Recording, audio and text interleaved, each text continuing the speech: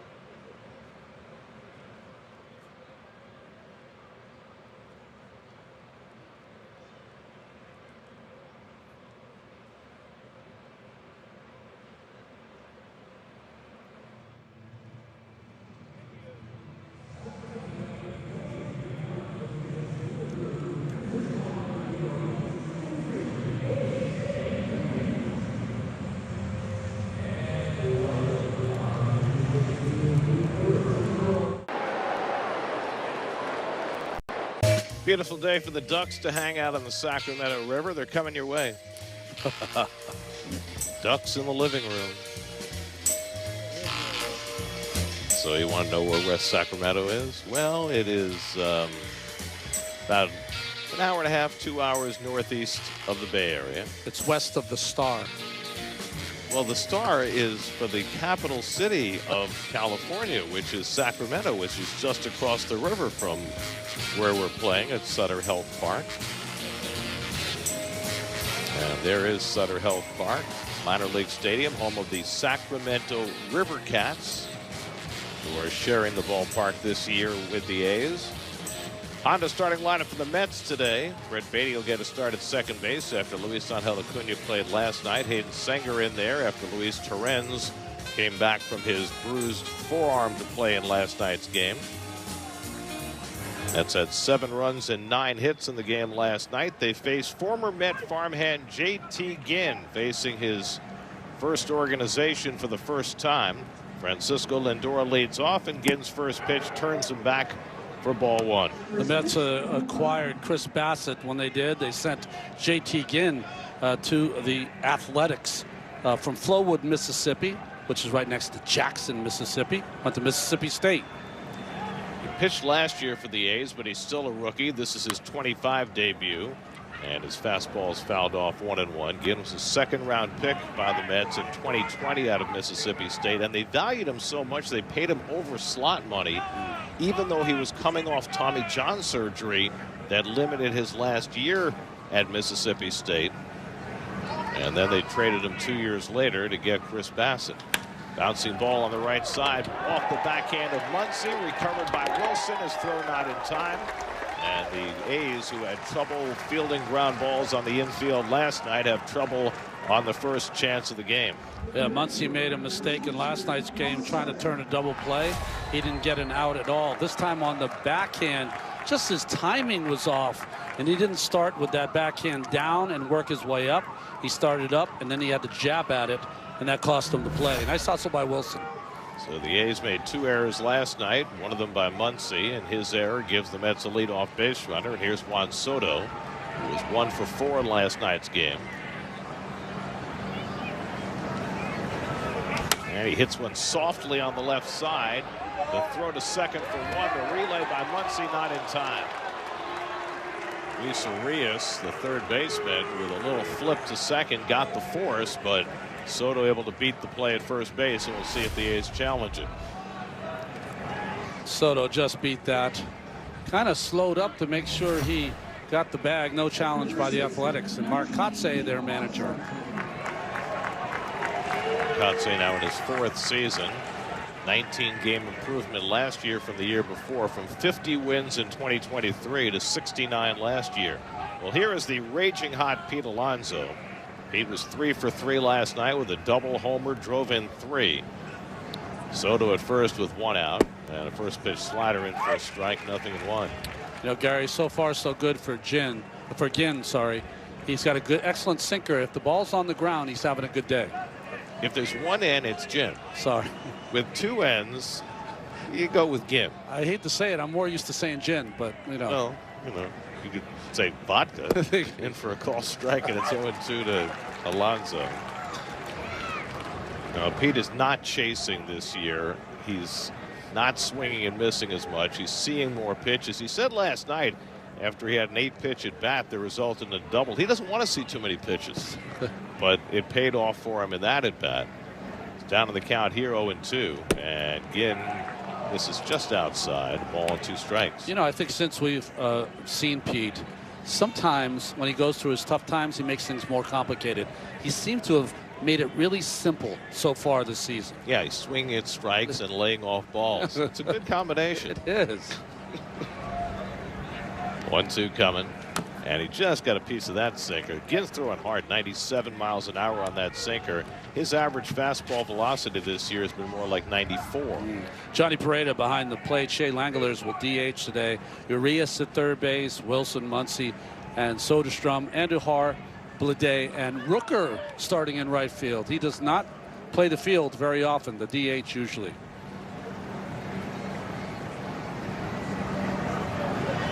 And Alonso able to lay off that sinker, stop the swing in time. Well, it would not be surprising if JT Ginn's a little pumped up.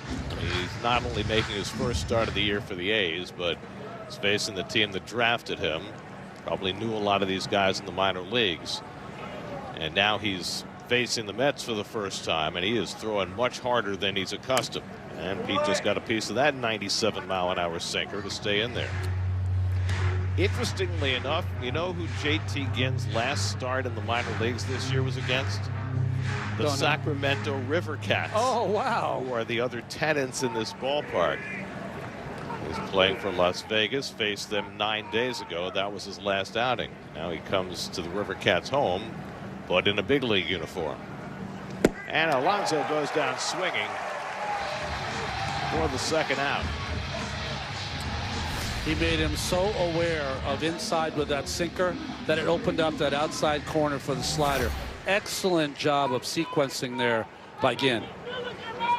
So 2 out Soto at first, and here's Brandon Nimmo, who opened the scoring last night with a blast of a home run into the right field bullpen, his 3rd of the year.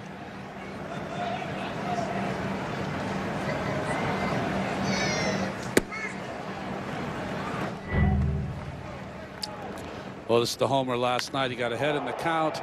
J.P. Sears had to come right after him, and it cost him.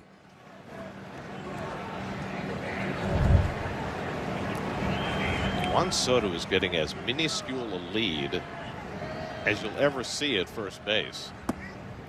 Ian is very quick to the plate, has not given up a stolen base in his big league career, and Soto clearly doesn't have much faith in taking a lead against him. He's in the Griffin Canning mode too. Excellent fielder, excellent athlete. He's behind on Nimmo 2-0. And he gets that sinker in for a strike, 2-1. Nick Marley calling the balls and strikes today. Vic Carapazza, the crew chief. Mark Rippiger at second. Nick Lentz, who had the plate last night, is at third. Beautiful day, not a cloud to be seen. 70 degrees at game time. Should be warming up as the afternoon goes along after a little chill this morning. And that's well outside. 3-1 to Nimmo with Starling Marte on deck. Marte's DHing against the right-hander today. Jesse Winker's been under the weather the last few days. Marte had a good night last night. Back in there today as Winker tries to feel a little bit better. Nimmo with a hitter's count. And he swings and pops one up. The shortstop Wilson puts it away to retire the side. So Ian able to work around a leadoff error. No score.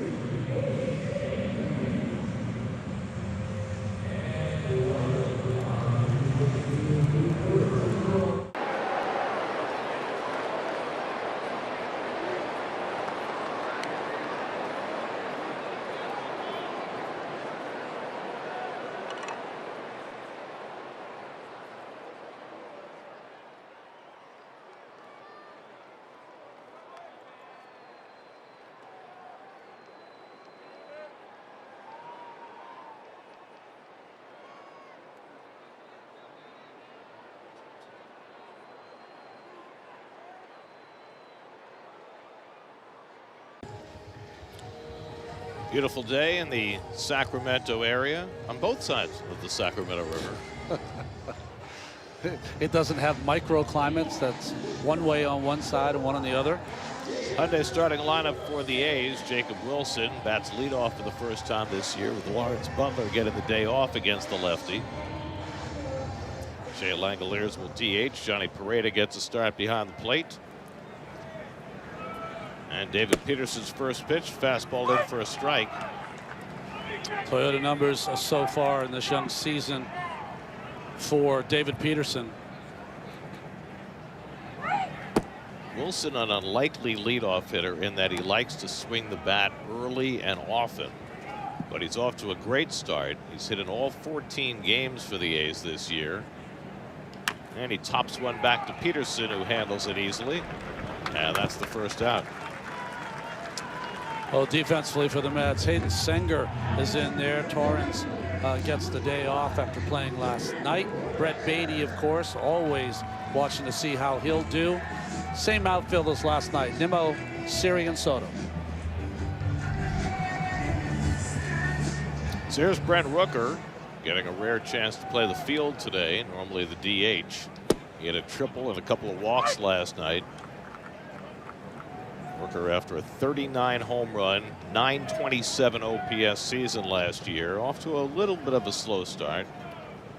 But he's got 4 home runs, got the triple last night. Peterson quickly ahead of him 0-2. Gary, you mentioned last night they have a kid in the minor leagues, Nick Kurtz.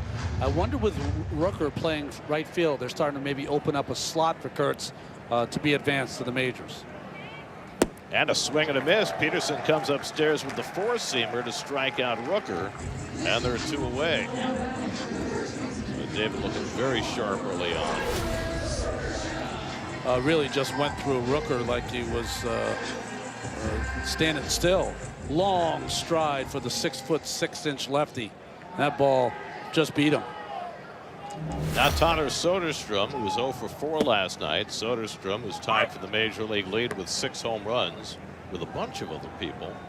Wilmer Flores hit his 6th home run for the Giants today in the Bronx. Soderstrom fouls off the changeup, and it's 0-2. We're always happy for the great Wilmer. Hey, every time you mention Wilmer Flores' name, it's not that an angel gets his wings, but a Met fan cracks a smile. Swing and a miss, got him with a slider, and Peterson absolutely dominant in a 9-pitch first inning with a couple of strikeouts. No score after 1.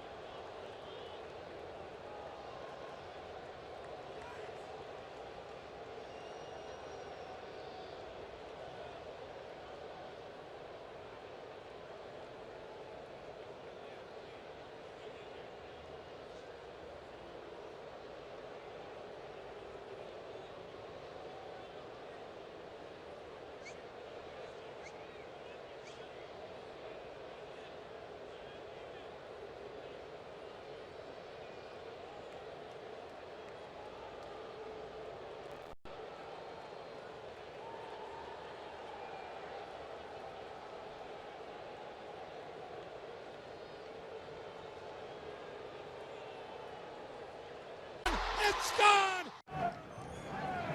Second inning, no score. Starling Marte leads off against JT Ginn. Marte 1 for 5 last night. And he chops one toward third, waiting on it as Urias. And the throw across the diamond, 1 pitch and 1 out. Well, partially because they're playing in this Hitters Park, a minor league stadium, the A's pitching has not been good. Road ERA is pretty good, but at home it's almost 6.5. That's pitched brilliantly in this early season, although they had some bobbles last night. 1 out. Here's Mark Vientos, who went 0 for 4 in last night's game.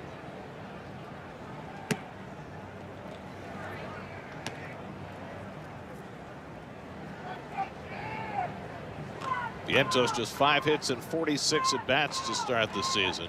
It's amazing when you think about it that the Mets are 9-4 with as little production as they've gotten from Vientos. That's lined into right field, and he's got himself a base hit. As little as they've gotten from the second base position, from center field. Right. It always comes back to the right side for Vientos. Being able to pepper that right side to get him on the ball, behind the ball, and then he'll start kind of shooting the ball over the fence when it gets hot. This swing is picture perfect. Just stayed inside it, drove it to right field, didn't push it to right field. So the Mets on their first hit, and now here's Brett Baty. Sad last night with Luis Angel Acuna playing second base, and he takes first pitch slider for a strike. Acuna was on base 3 times last night. And Beatty trying to keep up. Just 3 for 27 to start his season. No walks to go with that 3 for 27. He has been down in the count all year. I was listening on the plane on Wednesday when you and Keith were doing the game, and you said seemingly it seems he's 0-2 every time he's at the plate. You know, in spring training, he was very aggressive early in counts, but he's been a lot more passive since the year began. Pokes one foul, and it's 1-2. You make a good point, Gary. You know, you preach patience, but you don't want it to spill over into passive. You got to keep your aggressiveness. Controlled aggression. There you go. I think we mentioned last night when you play in a minor league ballpark, you can hear every fan. Oh, that jabroni's loud, man. Yes, he may be burned out by the third inning. We can only hope. 2 balls, 2 strikes to Beatty with Jose Siri on deck. I think Steve needs to find him. This is a really delightful setting. It's not what you're used to at the major league level, but it's kind of fun. And Beatty floats one to the second baseman, and Muncy grabs it for the second out. It's twice now that Ginn has gotten out on the lefties with a little cutter. So he's got that hard sinker working, but when he gets behind in the count, he comes with that cutter in. He got Nimmo as well. Sutter Health Park, which holds, they say, including the berm, 14,000, but it looked pretty packed last night, and they only announced 9,000 plus paid. Here's Siri trying to snap an 0 for 16, and he fouls that first sinker right off his leg and goes down in a heap, and he comes up holding his left knee. Yeah, he fouled that not off the padding that he has on his shin, but right off his left knee. Brian Baca, the assistant athletic trainer, is going to come out to have a look. Siri clearly in some discomfort. It's no different than getting hit in the kneecap with a pitched ball, fouled right on the inside part of his left knee. And if you ever take a blow to that inside of the knee, your leg goes dead. It does. It just drops you. Siri trying to feel better. And then the pain sets in. And because it's right on the bone, I mean, these are grown men, and they're as tough can be, and it brings you down and out.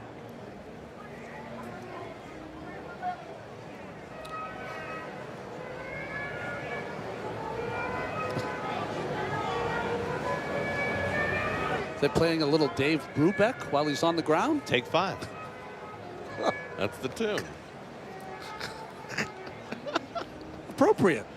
Well, it's nothing to laugh about. I mean, Siri can barely open his eyes. He's in so much discomfort, but it's usually something you can shake off. Yeah. Oh, yeah.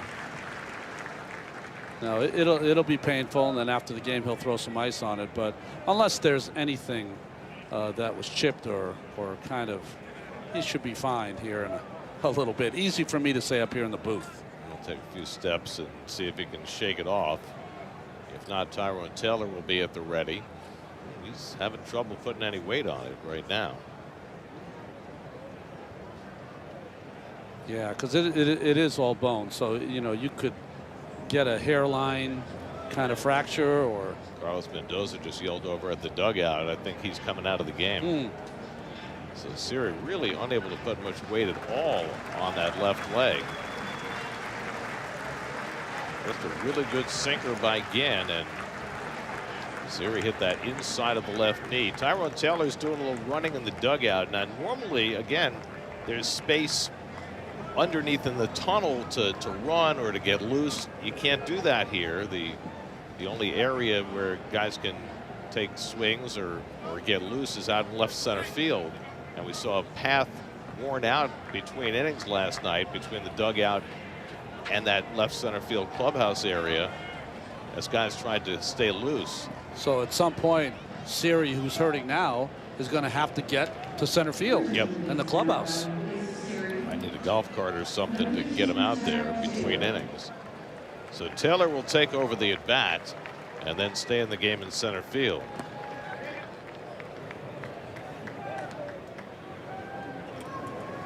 So Siri, who has been struggling at the plate, this time goes down in a heap at the plate and has to come out of the game.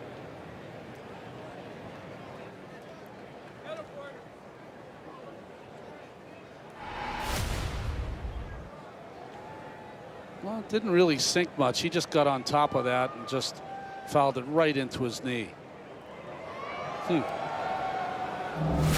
So Taylor will take over the at bat with an 0-1 count, with Vientos at first and 2 out. And now again, after the delay, we'll see if he can gear it back up.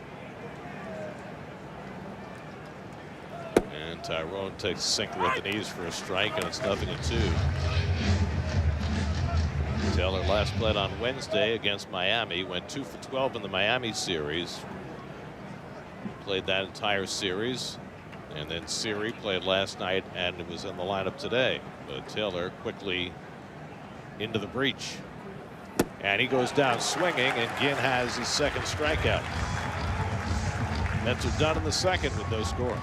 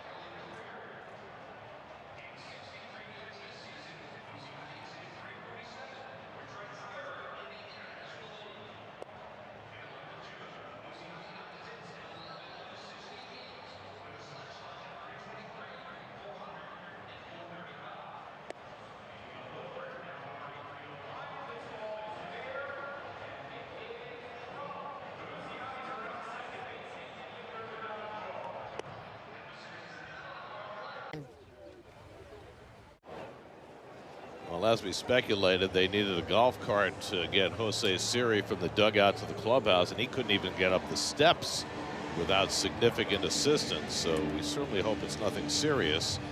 But the problem now down the left field line is one of the carts looks like it ran out of gas. So Siri's is all good, but now there's one they're pushing to get it off the field because it doesn't have any gas.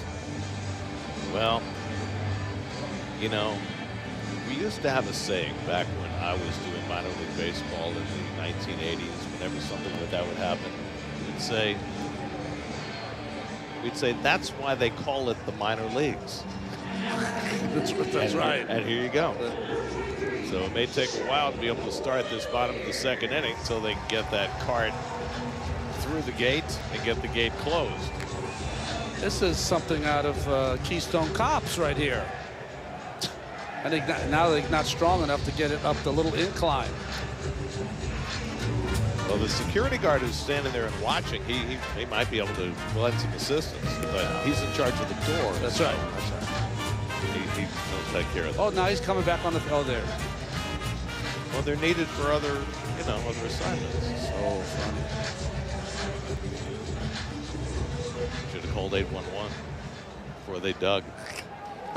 All right, here we go. Bottom of the second. Shea Langoliers will lead off against David Peterson. And he gets that first fastball over for a strike, 0-1. Langoliers had another big night against the Mets last night. Look at that. Lifetime 1558 OPS after his 2 for 4 night last night. It's the hopper out to Lindor, who throws him out. And so Peterson has set down the first 4 with ease on just 11 pitches.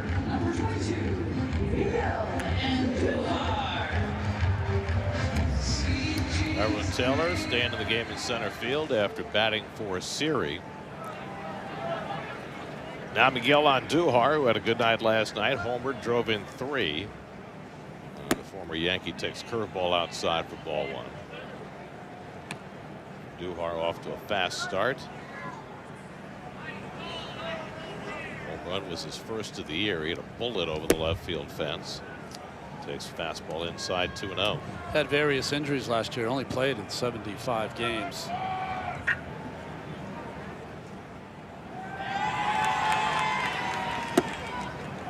Peterson gets the sinker in for a strike, and it's 2-1.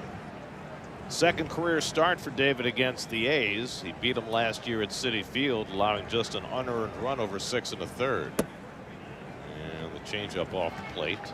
And he falls behind Andujar 3-1 with J.J. Bleday, the left-hand batter, on deck. Only 2 left-hand batters in the lineup against Peterson today, Soderstrom and Bleday. And Andujar laces one to center, and in comes Taylor to snatch the liner. 2 out. The ball will find you. I'm sure that's what Taylor's thinking right now. Just into the game, gets a BB right at him. This ball was covered. That ball knuckled a little bit at the last moment, and he had to adjust that glove. 111 off the bat. So 2 out and nobody on. Now J.J. Bleday, and he takes a letter high strike. Nick Marley looks like he likes to call the high strike. Bleday 1 for 4, drove in a run last night. He's only had 7 at bats against the lefty. This is only the second left-hand starter that the A's have faced this year. They faced Justin Steele with the Cubs a couple of weeks ago. Mets had not faced more than 1 lefty starter before they tangled with J.P. Sears last night. That's interesting. There's a lot of take this first time through the lineup for these young athletic hitters. I'm wondering if they're going off the last start of Peterson when he walked 5. Maybe they are trying to be patient the first time through.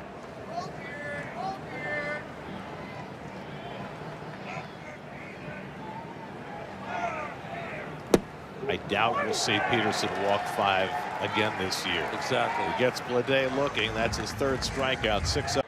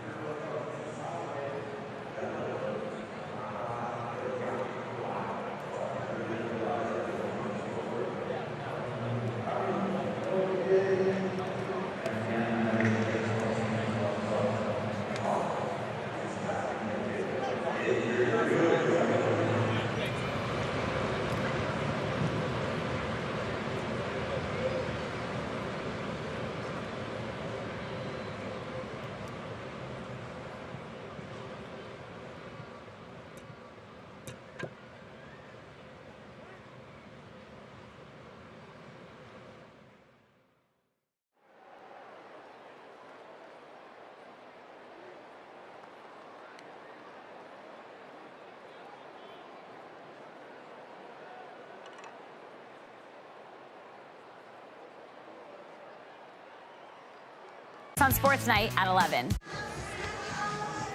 3rd inning, Mets and A's, no score. Lots of families out on the berm. It's a gorgeous afternoon in West Sacramento. Fans here enjoying their newfound major league team up from Oakland on their way to Vegas. Hayden Singer takes a sinker inside for ball 1 as we start the 3rd inning. Singer starting for the 6th time in the last 7 games, and he has held his own offensively. See, they're already showing signs of Vegas. Poked the other way and picked up by Muncy, who throws out Singer, 1 away.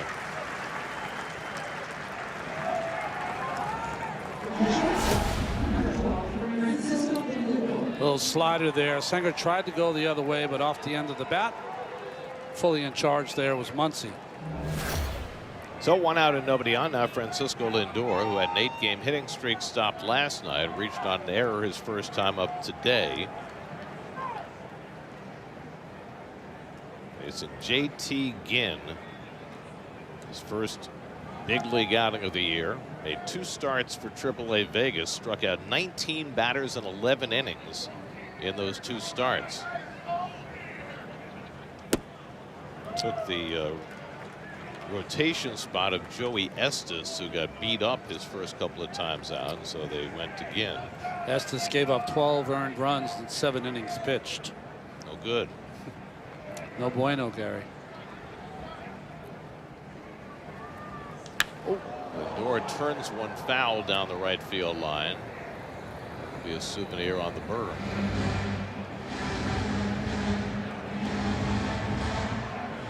You know, if we get a ball hit right down the line near the foul pole, keep in mind the foul poles are extremely short, even shorter than the ones at Citi Field. So that could provide an interesting dilemma for the umpires. 1-1 to Lindor with Soto on deck, and he lays off the changeup. 1-2. Well, it's been open since 2000 as a minor league stadium. They have upgraded the surface here to accommodate the fact that 156 games will be played here this year between the A's and the Sacramento River Cats, who call this ballpark home. They've upgraded the batter's eye and the scoreboard and the clubhouse. The broadcast booth is perfectly nice. 3-1 coming. That's pulled foul. The you know, the media dining room is not quite what we're accustomed to. It's only got a couple of tables. You know, limited food choices, but you know, it's a step up from some of the minor league parks that I've worked in back in the day. 3-2 to Lindor with Soto on deck. And that's low, ball 4, and so the Mets have a 1-out base runner. First walk given up by Ginn. You know, the Mets' old AAA home was Metropolitan Park in Norfolk, Virginia, and the broadcast booth there was about 10 feet off the ground. Yeah. So you really had trouble seeing the ball in the outfield. But the other thing was the press meal, such as it was in Metropolitan Park. You know those big cafeteria trays? Yeah. You know, the big silver cafeteria. Yeah, that you put over the burner or whatever to keep warm. Just the really round ones. Yeah. So they'd fill up one of those cafeteria trays with fried chicken and French fries. Eat the win. And they wouldn't pass it around before the game. It was during the game, like in the 4th inning. And it would be passed from the door of the press box, which was where the writers sat, all the way down the line until it got to the broadcast booth, which was all the way at the far end of the press box. And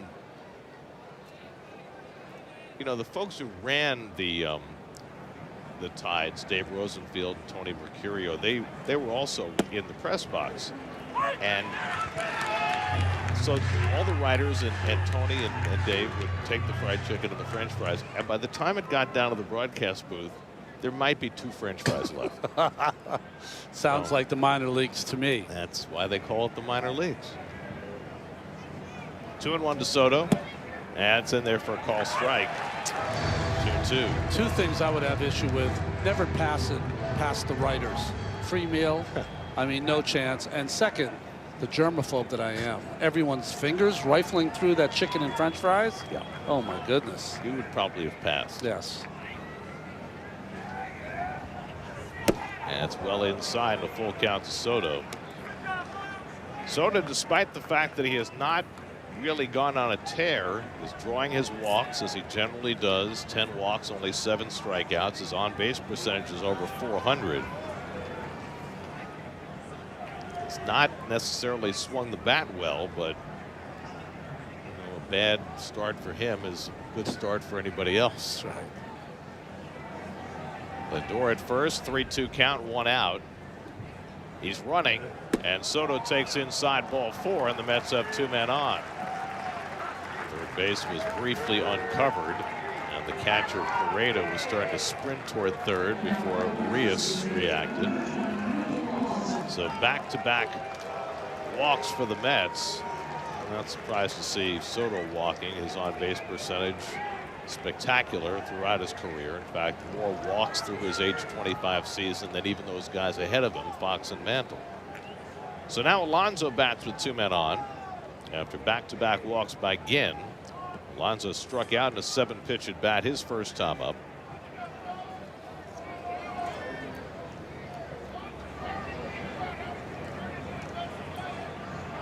Lindor at second, Soto at first with 1 out.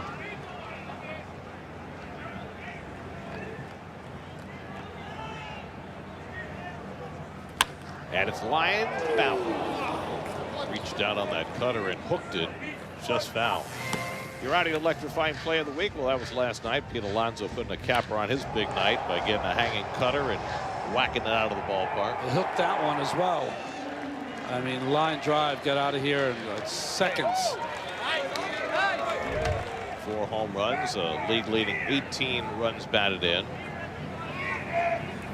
He chases a slider there, and it's 0-2. Well, it's 2 sliders now that he's missed, but they were awfully good pitches from Ginn.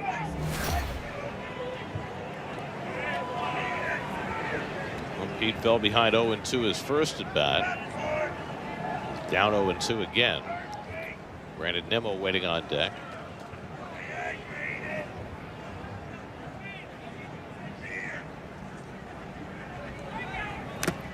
Pete got a piece of that one, and that one caught a piece of Johnny Pareto, the catcher.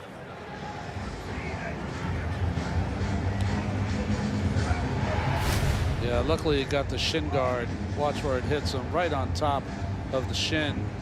He's in that stance where that left leg is straight underneath Alonso.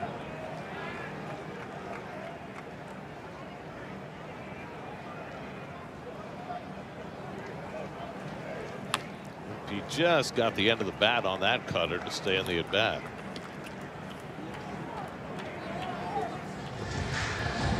This has been a theme of Pete's early season, his ability to prolong at bats by fouling off pitches that last year he might have missed. His plate coverage has just been remarkable.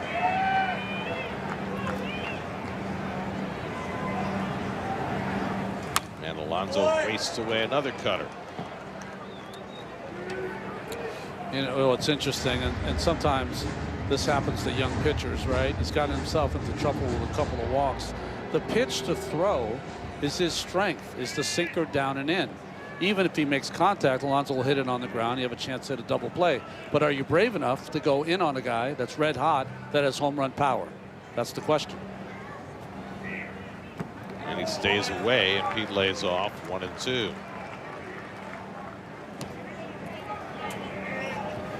I mean, it just feels as though he's in control of every at bat. That's a great way to phrase it. Control.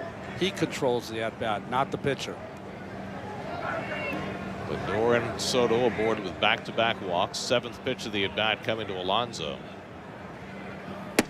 And that's up and in. We saw this last night. The Mets had an extraordinary number of long at bats. These pitchers, I think, went to set 11 full counts through 210 pitches. We're seeing it again here in this 3rd inning. Second time around the batting order for the Mets against Ginn. And Pete takes it too high, so after falling behind 0-2 and fouling away 3 in a row, now he's working the count full. 3rd straight full count for Ginn.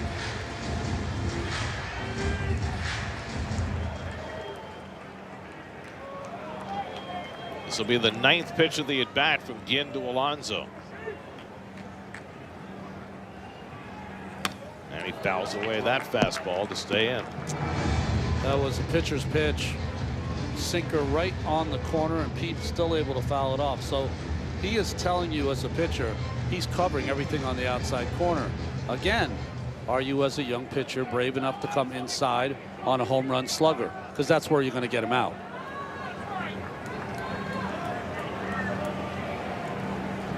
Again, the 3-2. And Pete goes down swinging on the sinker. And so Ginn wins that battle for the second out. He just has such a good one and should throw it more. Look at the grip on the two seams. Ball just disappears. It's almost like a left-handed slider. That's how much it breaks out of his hand. It's a weapon, a superpower for him. He should use it more. Scott Emerson, the pitching coach, goes out to the mound more than anything else just to give Ginn a break. He's thrown so many pitches to the last 3 hitters. I think when you're a young pitcher, Gary, sometimes you give these great hitters too much credit, you know, and you have to really be sincere in your heart and soul that my stuff is better than their best. And once you start believing that, you have a chance in this game. So now Nimmo with 2 out and 2 on. The Mets this season with 2 outs and runners in scoring position are 4 for 45. It's an 0.89 average. Nimmo trying to turn that around. He popped up to short his first time up. No score as we play in the 3rd. 25th pitch of the inning coming up for JT Ginn. And Nimmo banks one on the ground, backing off Soderstrom, makes the underhand flip in time, and that retires the side. And Ginn works around a couple of walks to keep the game scoreless.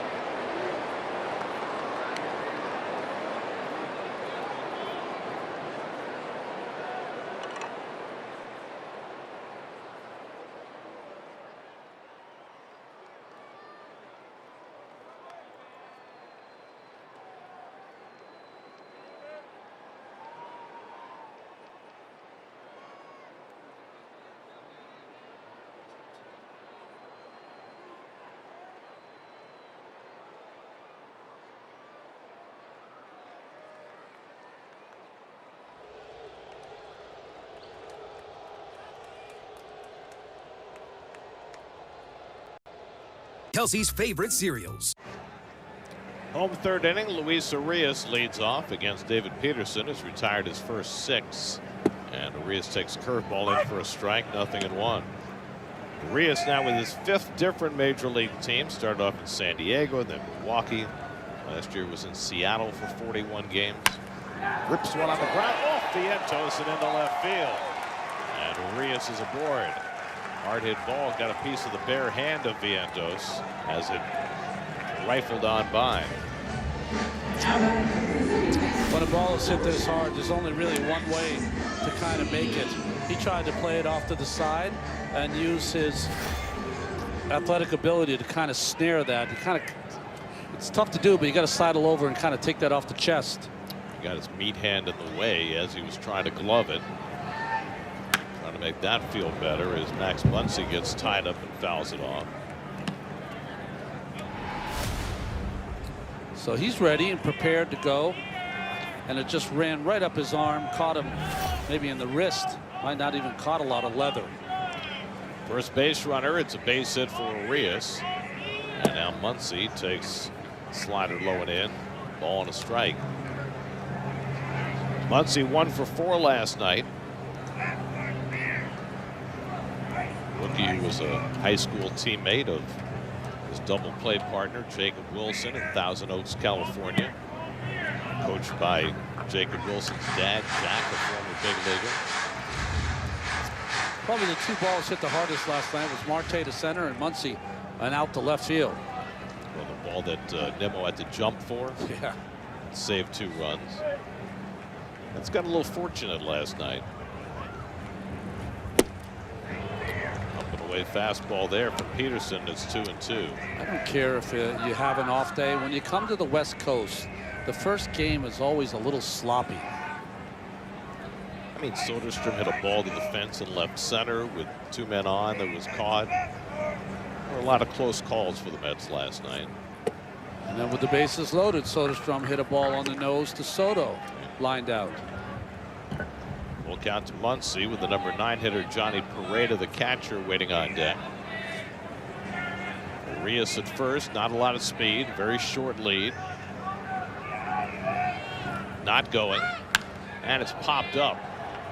Beatty retreating onto the outfield grass, looking through the sunglasses, and that's the first out. So Muncy's retired. Well, the Angels made a 19-game improvement from the year before. The Athletics made a 19-game improvement from the year before last year to finish ahead of the Angels out of the cellar in the American League West. See if they can make further progress this year. There's Johnny Pereda. Made his big league debut with the Marlins last year. Snap throw by Peterson, and he got him. Another one for David Peterson, his 16th career pickoff. He's got that great snap move, no step, and he guns down Urias for the second out. You know, it's amazing is that we have all this information, and I don't know who's passing it down, but if you don't know David Peterson has a great move, then you're not listening. What a fine move to retire Urias. That's his first this season. He had 3 last year. When will they ever learn? I mean, like, where have all the flowers gone?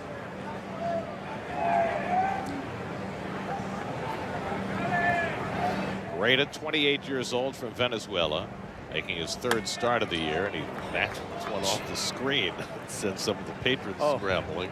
There were a couple of kids and their dad in the front row. They almost fell out of their seat. Incoming. 0-2 from Peterson, and he goes away with the fastball, and it's 1-2.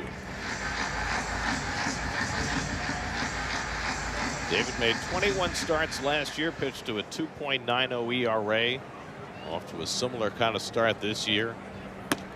He is establishing himself as one of the most consistent left-handers in the game.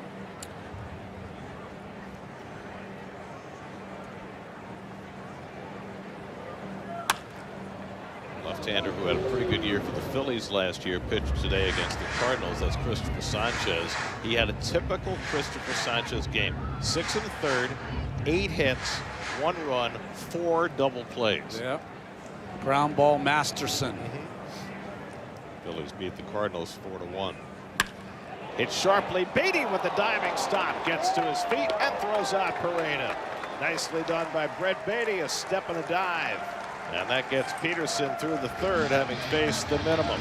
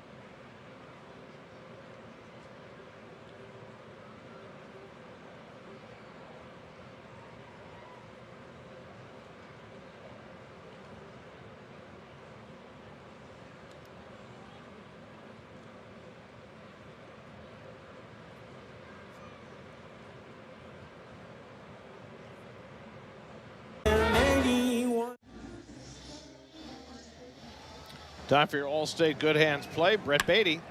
Well, coming off the bat, nice movement, quick first step, lays out, and maybe that defensive play will get him going in the batter's box. That's a good at bat by Pareda. You know what's funny about that play when Yeah? you think about it? Starling Marte leads off the 4th inning for New York. Is that here's Brett Baty making the transition from third base to second base, and what he just made was a third baseman's play. Yeah. Right? Step and a dive. Dive into his left, but he only had a few feet to throw. Marte grounded out to third base on the first pitch he saw in the 2nd inning. Now, we did not see Starling go out to the cages between at bats here. Last night, it seemed as though he was going out there every other at bat. So before he had his biggest at bat in the game in the 6th inning, he had not gone out for extra BP, and he had a double over the head of the center fielder to drive an impair. So he's trying to get into some kind of rhythm. If you weren't with us last night, because the batting cage is out next to the clubhouse in left center and not attached to the dugout, but he needing some extra work, has to go out there between innings. Baseball's a funny game, though, very superstitious. If Marte has a big series, he might stop going in the cage even in Citi Field. Just watch the game and be his great athletic self. Well, you know, he's still adjusting to the whole concept of being a regular DH. I mean, this is a guy who's played the field his entire career. Gold Glove caliber fielder at one time. And Jesse Winker hasn't been a consideration because he has not felt well. Jesse was feeling better yesterday. In fact, at one point was going to be in the lineup, but then he was still suffering some intestinal issues, so he's been pushed back a day. Another full count for Ginn, his 4th in the last 5 batters. And he gets Marte with a sinker, same way he got Alonso. 3rd strikeout for JT Ginn. 1 out. We check in with Steve Gelb. Steve? Well, guys, if you want to take swings in between your at-bats, you do have to go out to the batting cages in center field. But the Mets wanted to make sure that not all of their players had to go back to center field for everything. So right behind me in the dugout, a few things to take note of. First of all, David Peterson has a backup uniform and an undershirt hanging right behind me in case it gets a little too sweaty. He can change his uniform in the dugout. There's also a bathroom in the dugout, so guys don't have to run out to center field. And the Mets have brought a lot of their activation warm-up equipment into the dugout. There's an assault bike right behind me for guys to get warm, medicine balls, bands, weighted balls. So a lot that you can do in this dugout that normally you would just go into the tunnel and do. Well, the other thing that they can apparently do in the dugout that they're not accustomed to is talk to you. I mean, you're never this close to the players in the dugout. Yeah, I'm surprised nobody's taken me up on that so far, Gary. There's already been a grievance sent to the Players Association. The bullpen guys sent me out here today. Vientos has went sharply to the shortstop, and Wilson with the overhand throw, 2 out. So that's 2 hard hit balls for Vientos today. You know, when I would pitch in the middle of the summer, I'd go through 3 or 4 tops, uniform tops. The only problem is you only had 2 in those days. So when you would bring the one in, they would throw it in the dryer and get it as dry as they could when you needed another one. Well, you mentioned the medicine ball, Steve, and you know the Mets had some long turns at bat last night, and I wonder whether that had any impact on Griffin Canning, who had to stay in the dugout rather than retreat to throw some between innings. Beatty takes one the other way for a base hit. And the ball gets behind Bleday, and Beatty goes to second base. So Beatty, after a good defensive play, gets himself a base hit and able to move up on the error by J.J. Bleday. There's 4 errors in 2 games for the A's. Got himself a base hit. He got a base hit on the first pitch delivered. So aggressive, controlled aggression, as you said, Gary. Nice to see from Brett Beatty. That's not nice to see. Bleday's had a rough series so far. Ball's beating him over his head in front of him, and now just unable to pick up a ground ball base hit. RBI chance for Tyrone Taylor. Taylor came in mid at bat to replace Jose Siri, who fouled one off his knee in the 2nd inning and had to leave the game. Another 2-out RBI chance for the Mets. 4 for 46 as a team this year. Breaking ball fouled off, and it's 0-2. Tyrone would like to have that one back. That was a hanger.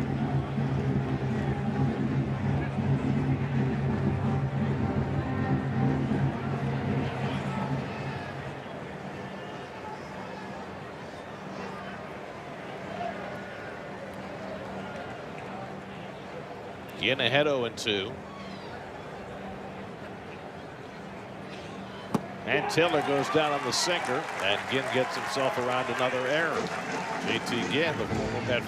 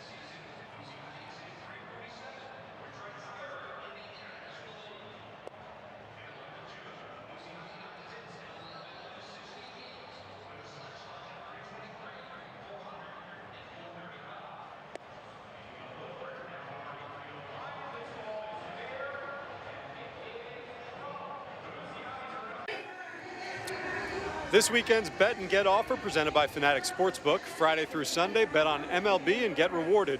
Stay tuned for exclusive offers all season long and see full promotional terms in the Fanatic Sportsbook app. Suit up this season at MLBshop.com. Check out the largest selection of authentic jerseys, caps, hoodies, t-shirts, and more. Visit MLBshop.com, the official source for your Mets gear. Cameraman on the roof. Nice. I mean, where else are you going to go? It's only a deck and a half. That's right. It's got to get some height.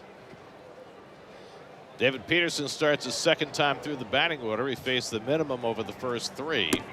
And this is up and away with his first changeup to Jacob Wilson, who had a comebacker his first time up. Wilson has hit in all 14 games prior to today for the A's. It's the longest season opening hitting streak for an A's player since Stan Javier hit in the first 17 games in 1994. Chopper past Alonso and down the line, and now he's hitting 15 straight. He'll try for 2.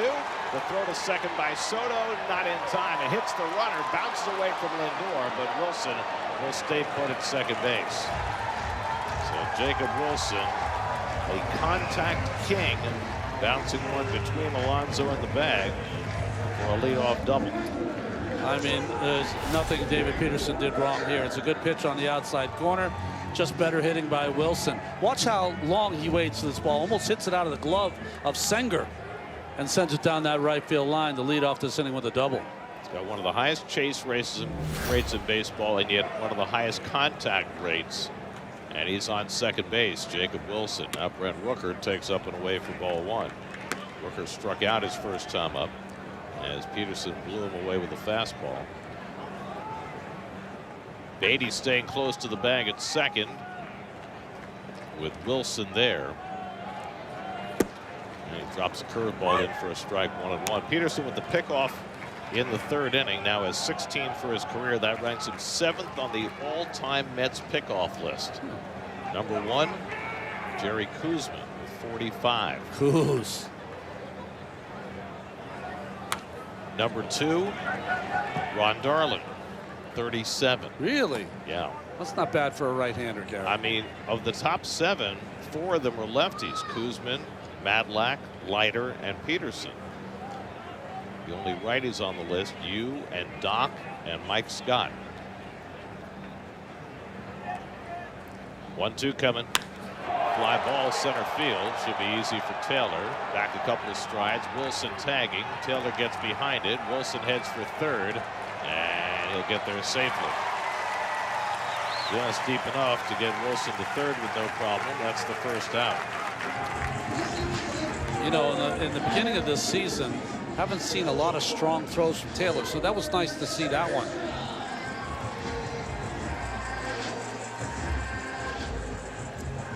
Well, in a scoreless game in the fourth, the Mets will bring their infield in against Tyler Soderstrom, who struck out his first time up. Wilson at third with one out. And Soderstrom slashes one into the dugout. Wow. That got in a real big hurry, and fortunate nobody got in the way. Yeah, you heard it hit wood. It might have got someone on a carom, but didn't hit flesh going in. Soderstrom has been mashing, and he hits that one up the middle for a base hit, and the A's grab the early lead. Tyler Soderstrom drives in his 11th run of the year as Wilson comes home 1-0 up the A's. Remember, in the same situation, the young Soderstrom last night ended up pulling a ball off Canning. This time a little better approach, going up the middle, gets himself the base hit, and he gets the Athletics the lead. That's a nice swing. So 1-0 A's.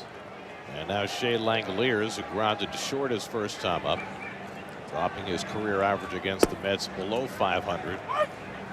Takes a sinker for a strike. Shea Langeliers, who was named after the Mets old ballpark, wouldn't say. His dad, Steve, and Annie, he grew up in Texas, went to Baylor, were Mets fans. How? I don't know. Why? On the ground through the hole, base hit.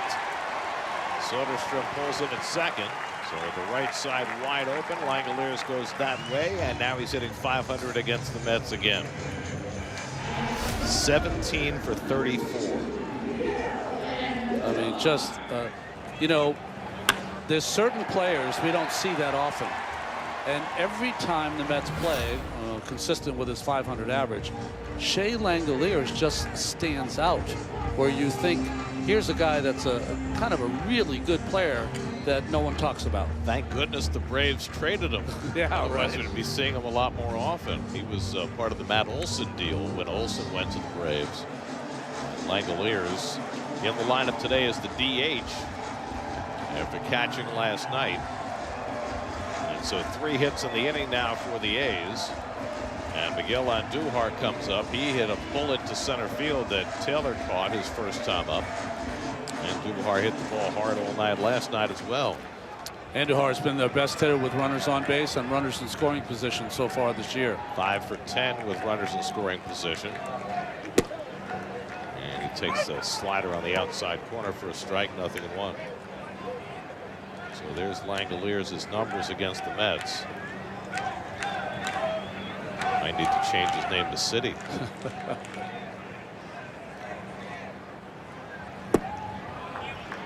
Slider misses down, the ball on a strike.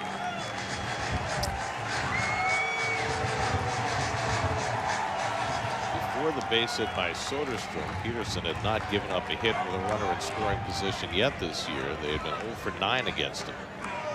Now 1 for 10. Slider fouled away, 1-2. Now, one of the keys when you're facing Andujar is that he loves to swing the bat. So once you have 2 strikes on him, we saw it last night, you don't have to throw him a strike anymore. He will swing.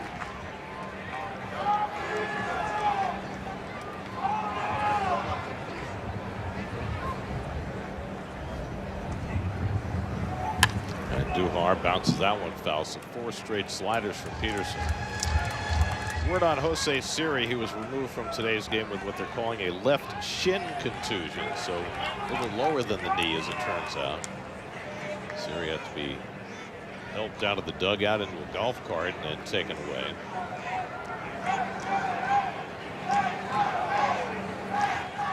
Andujar lines a base hit into center field. Soderstrom got a late start. He'll be held at third. And the A's have the bases loaded. 4 hits now in the inning.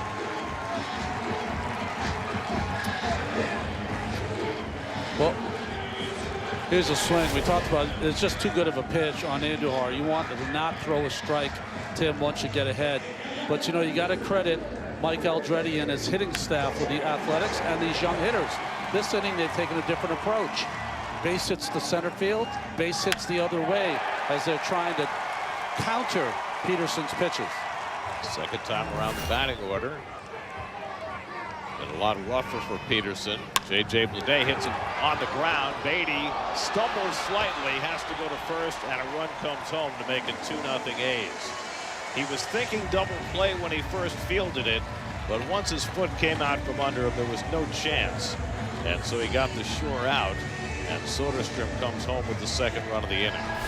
You know, it was the right play all the way to just take one. The reason I say that is J.J. Bleday runs well. There's no way you're going to double him up anyway. And we saw at Citi Field, he made the mistake of throwing it to second and made a big inning. Good play. Get him out. Now a big out to get for Peterson. 2 runs home in the inning. Second and third with 2 down. And Luis Urias the batter. Urias hit one through Vientos for a base hit his first time up. And they got picked off first base. So this is a big out for Peterson to keep 2-0 from becoming 4-0. And the curveball drops in for a strike, and it's 1-1. Peterson sailed through the order first time through. He's about to throw his 20th pitch in this inning, working his second time through the batting order.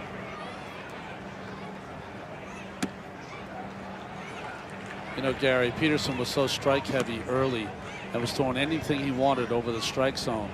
But it's a young team. And when you have a young team to get ahead, you have to mix in pitches off the plate. They'll swing at him. Now fastball on the outside corner for a strike, and it's 2-2.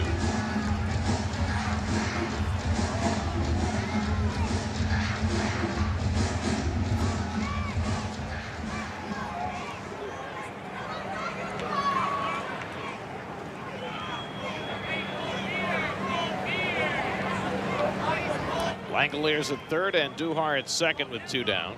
2-2. That's up and away. A full count to Urias. Max Muncy, the second baseman and number 8 hitter, would be next.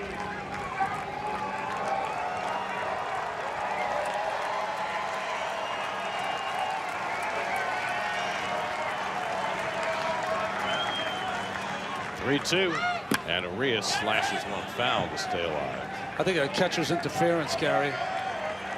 So Sanger getting a piece of Urias's bat, and that will send Urias to first base and load him up for Muncy.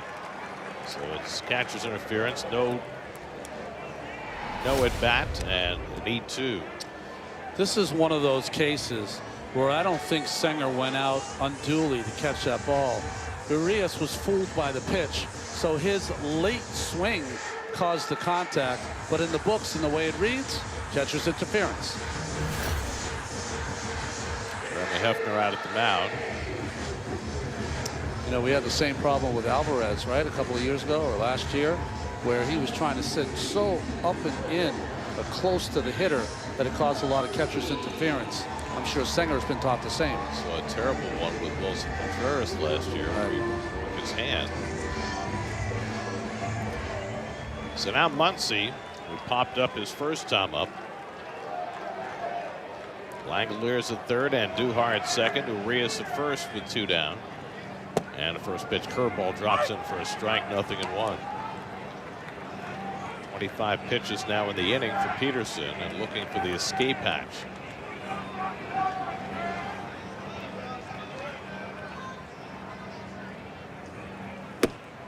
And once he takes the fastball away, a ball and a strike. There's a pitch usage so far.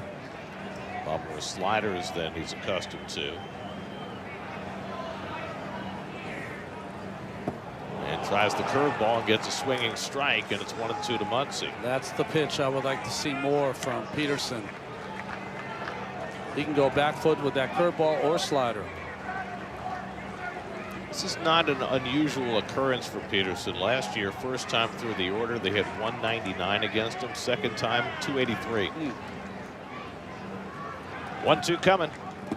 And he back-footed that slider and missed with it. 2-2. And he began with Jacob Wilson bouncing a double past Alonso. Soderstrom drove in a run. Langoliers and Andujar with hits. RBI ground out, then a catcher's interference to reload the bases. 2-2 coming. And Muncy hits it on the ground to Lindor. They'll get the flip to second for the force play that retires the side. But the A's cash a pair and get to Peterson in the fourth. It's 2-0 A's.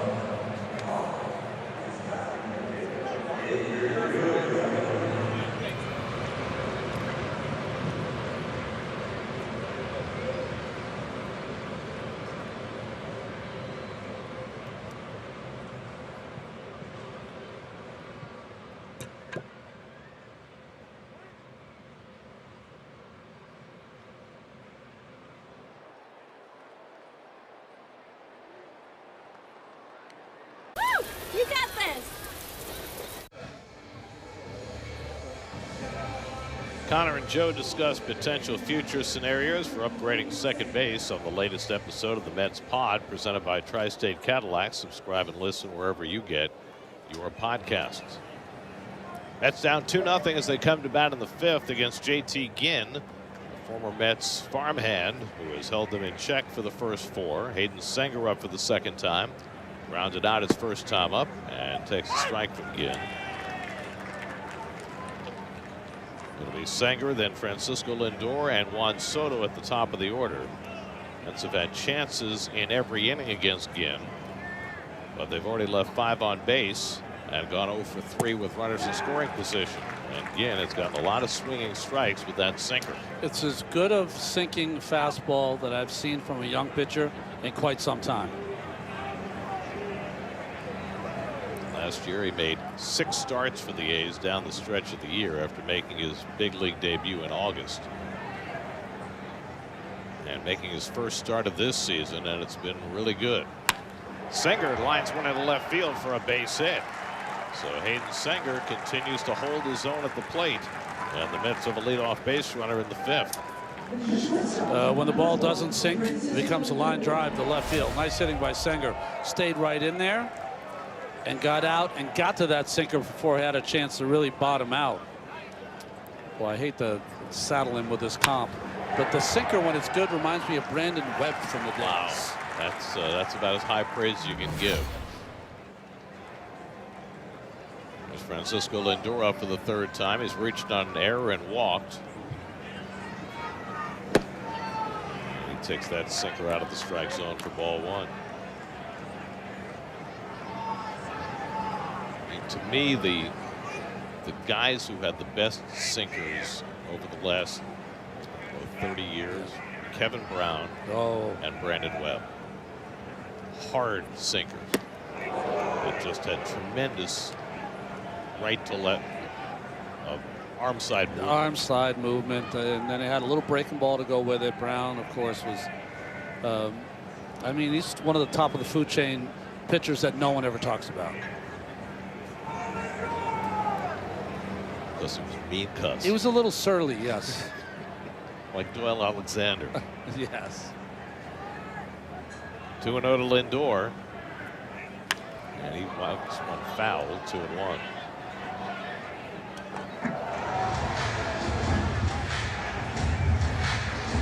Kevin Brown also, and Webb, both physical specimens. Big, strong.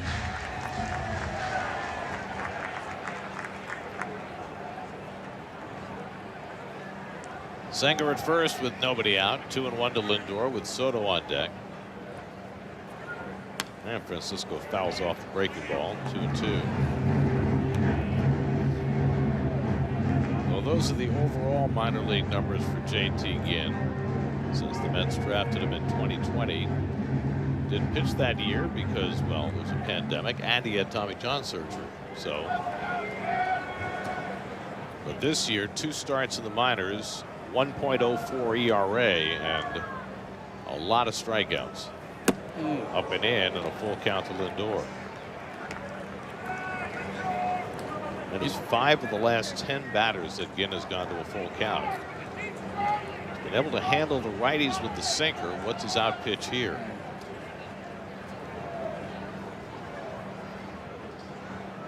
Senga at first with nobody out. Not going. And Lindor taps one past the mound right at the bag. Wilson the step and throw. It bounces past Soderstrom. It stays in play. And Lindor is safe at first. So 6 unassisted on the fielder's choice. And Lindor replaces Senga at first base. Just a young mistake there by Wilson. He rushed that play. No need to rush it. He had plenty of time. I know it wasn't hit that hard, but he's right at the base. All he had to do is take his time and make an accurate throw. And Soderstrom, an inexperienced first baseman, no chance. Almost got hit in the face. So 1 out and 1 on. Now Soto, who was hit into a fielder's choice and walked.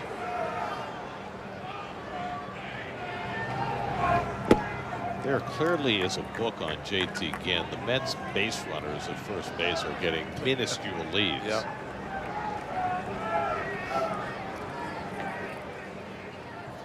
Base runners were 0 for 2 against Ginn during his big league stint last year.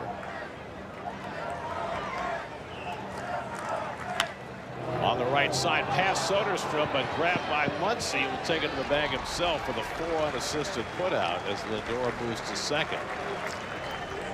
You don't see that very often in your scorebook. Well, he was playing so far toward the hole against Soto. Again, Soderstrom with the dive. And Muncy just picks it clean, makes it look easy. So another chance for the Mets with 2 outs and a runner in scoring position.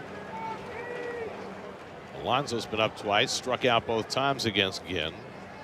Both times got him with a sinker after long at bats. 7 pitches in the first inning, 10 pitches in the third. See how Pete adjusts third time around with Lindor at second and 2 down.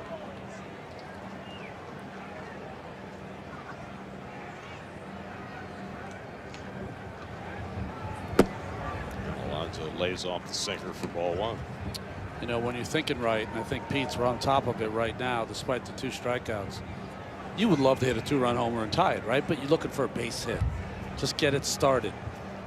Get a run on the board. And he's been getting his base hits. Lines one foul the other way. He's got 10 extra base hits, which is a lot for this time of the year, but he also has 7 singles. When he first came up in 2019, he was as much a hitter as he was a home run hitter. They're a little enamored of the home run. Batting average fell off. But now came into the day hitting .378, the best in the league. And Pete breaks his bat, rolls it slowly. In comes Urias to make the play and throws him out to end the inning.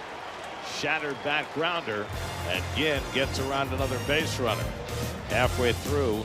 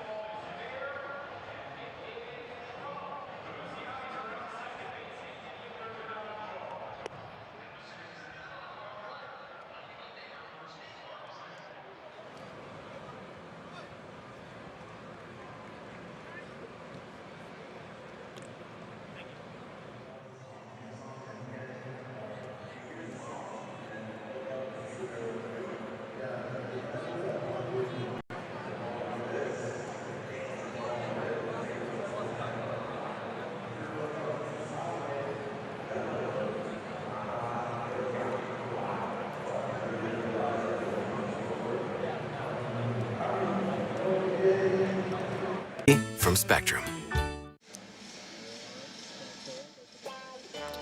Well, he might have burnished his reputation as a Yankee, but Reggie Jackson made his reputation as an Oakland Athletic.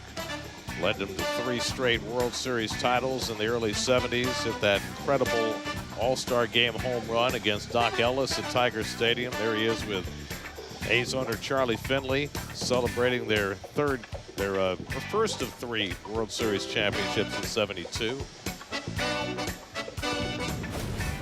5-time World Series champ, Mr. October, well-earned nickname.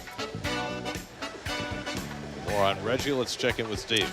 Well, Gary, before he was Mr. October, Reggie Jackson had a pretty unforgettable moment with the A's in September. The year was 1970. The previous season in 1969, Reggie Jackson had a huge year, 47 home runs, led the league in slugging, and he wanted to get paid like a superstar. But he said Charlie Finley, you showed that picture of the two of them together. The owner did not want to pay Reggie Jackson, and it led to a pretty public feud in 1970. Reggie held out for most of spring training, had a bad start to the season, and Charlie Finley then got him benched, tried to send him down to the minors. Ultimately, it all came to a head on September 5th in 1970. Reggie Jackson had been benched by Finley for 6 straight games, came into the game as a pinch hitter in the 8th inning with the bases loaded. First pitch, grand slam, and as he crossed home plate, he looked up at the owner, Charlie Finley, flipped him the bird, and then said some choice words that I can't say here on live TV. After the game, Reggie Jackson said he would not apologize. Eventually, he did apologize to Charlie Finley, and for me, the most amazing part of all this is that he played 5 more seasons with Oakland, won an MVP, and 3 World Series titles. Hard to come back from flipping off the owner, but Reggie Jackson could do things a lot of people could not do. Come on, Steve, you can say it. You can say anything once. Yeah, that one, I'm not going to push it. Okay. I'm not Reggie Jackson. Reginald Martinez Jackson. Well, part of that is on Reggie, and part of that is all about Charlie Finley, who created havoc as Peterson strikes out Johnny Pareda to start the bottom of the 5th. It's you see so much love between the players and Steve Cohen and his family that some people don't understand or don't know the history of the game and the contentiousness between owner and player. The vitriol between a player and an owner was just on high alert in those days. Course, in those days, the reserve clause was still in effect, right, which meant that the owners completely dictated players' salary. Players had no free agency, no arbitration, no way of enhancing their earnings other than holding out. That's right. So the owners had all the upper hand, and they used it. They did. And Charlie Finley was notoriously penurious, and it's carved out to right field by Wilson and overcomes Soto to get a 2-out. And so there were a lot of hard feelings in that A's organization, not just between Finley and the players, but also his manager. Dick Williams managed his World Series championship teams in '72 and '73, and then couldn't stand it anymore. It was so bad he had to leave. Right. After 2 championships. Right. And Alvin Dark took over and managed them to a World Series and championship in '74. There's Brent Rooker. Takes up and away. They called them the swinging A's. They were the fractious A's as well. Sal Bando was it difficult leaving the Titanic? I mean, that says it all. One note on Reggie. When he was in Oakland A, everyone remembers him as the home run hitter, the strikeouts, and stuff. He was everything. He was the 5-2 player. Oh, yeah, he could fly. Yeah. He could field. He could throw. That was off the bag and down the line off the bat of Rooker. And he's going to get 2 bases out of this. Vientos was playing the line, and it looked like he was all lined up to field that ball. It might have had a play on Rooker, but then it hit the bag and took a right turn. I mean, Vientos is right there. He's going to backhand it and make the throw. And he goes to get it, and ping, off the bag. And a double for Rooker. Peterson, who was looking for a bounce-back inning, got the first 2 with ease. But now Rooker uses the pin cushion to pick up his first double of the year. And now Tyler Soderstrom will try and get him in. Soderstrom drove in the first run for Oakland with a base hit up the middle. And he foul tips that one into the mid of Sanger, 0-1.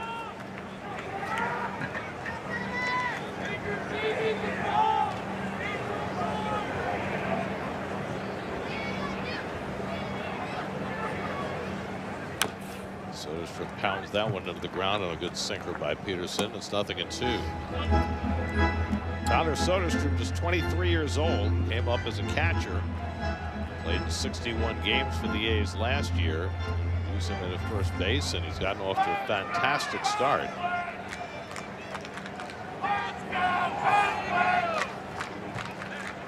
Oh, 2 coming. Slider away, 1-2. Is Soderstrom a catcher like Kyle Schwarber? Was a catcher early in his career and then ended up playing other positions, and now full-time DH. Like Carlos Delgado was a catcher. There you go.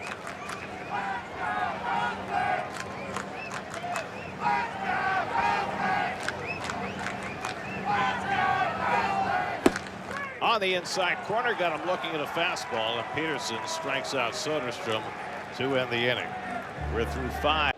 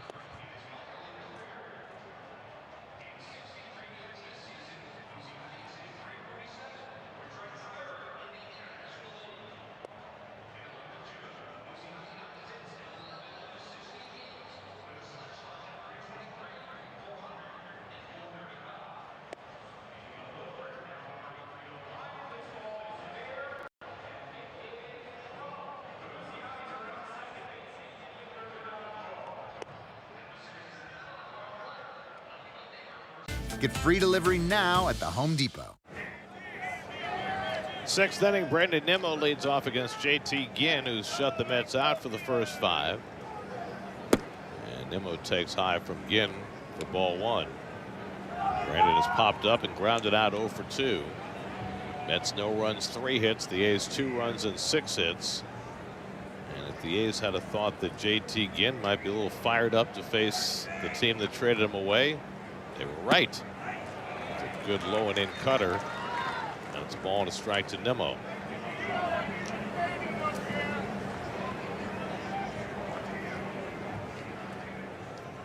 35-year-old JT Ginn out of Mississippi State.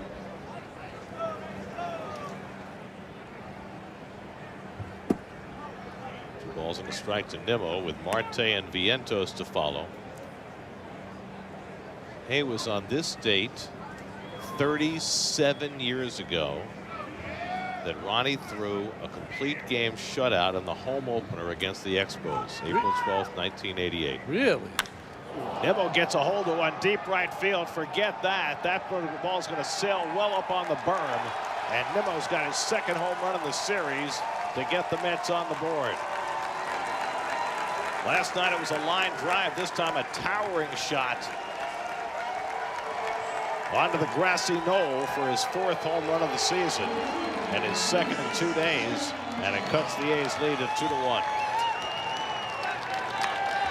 Well, first we'll see the grip coming out of the hand. That's the little slider that he throws to Nimmo. Just hangs right in the middle of the plate. When you throw those hanging sliders, it's like they sit on a tee waiting for the hitter to send it over the fence. Everybody okay out there? like that guy was kind of protect somebody from getting smoked. You can really relax out there on the berm, but sometimes the ball will find you. Starling Marte has grounded out and struck out 0 for 2, so the Mets finally get to Ginn with the long ball. It's a good cutter, and it's 0-2. Look at the sign angle here. See how he sits, hands back, and then fires. Fires that backside. And that ball was a home run the instant it came off the bat.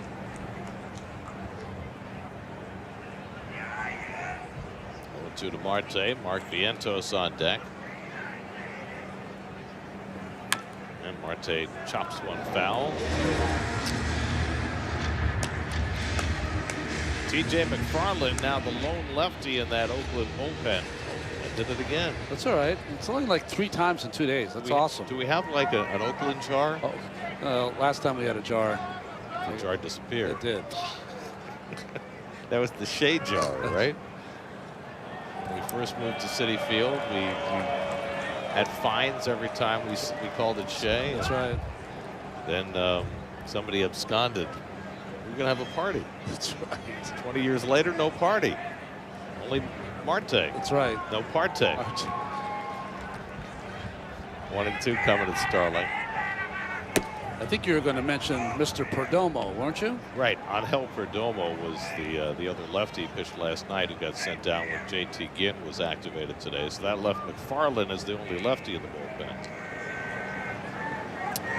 And he's up. Spanky. 2-2 coming. And a sinker misses. So another 0-2 to 3-2 at bat. That's plenty of those in this series already. Ginn now up to 88 pitches. He threw 82 in his last minor league start. That's his high water mark for the year. And Marte goes down swinging on the slider. Nicely done by Ginn to mix it up and throw the slider and get his 5th strikeout. And it looks like it might be the end of his day. So Ginn throws 89 pitches over 5 1/3 in his first start of the year for the A's, and does it against his old ball club. And he leaves with the lead. Call to the bullpen brought to you by Nissan. Shop NissanUSA.com.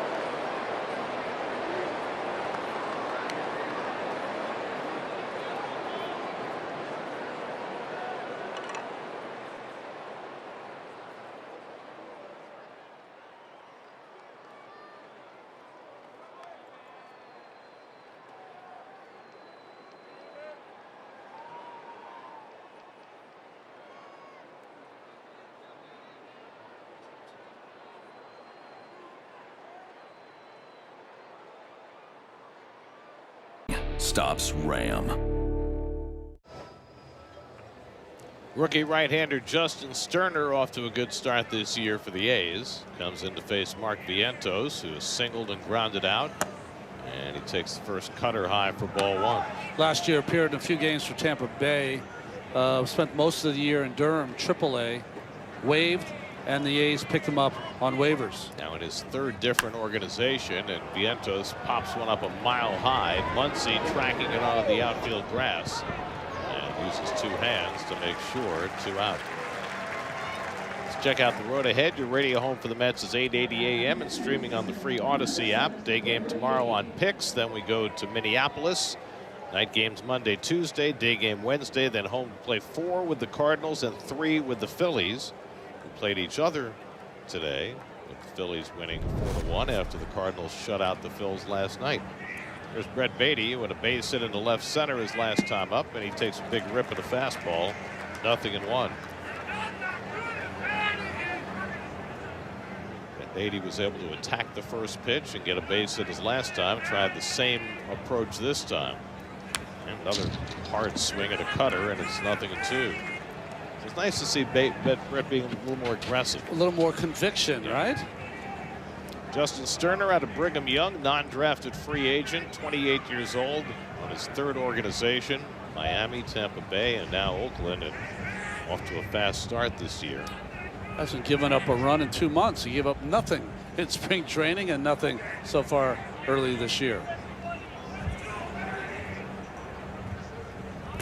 Tries the slider, and it's down. 1 ball, 2 strikes. Brandon Nimmo with a leadoff home run here in the 6th to get the Mets on the board. 4 home runs in the first 14 games for Brandon. Last year he didn't hit his 4th home run until the 34th game of the year.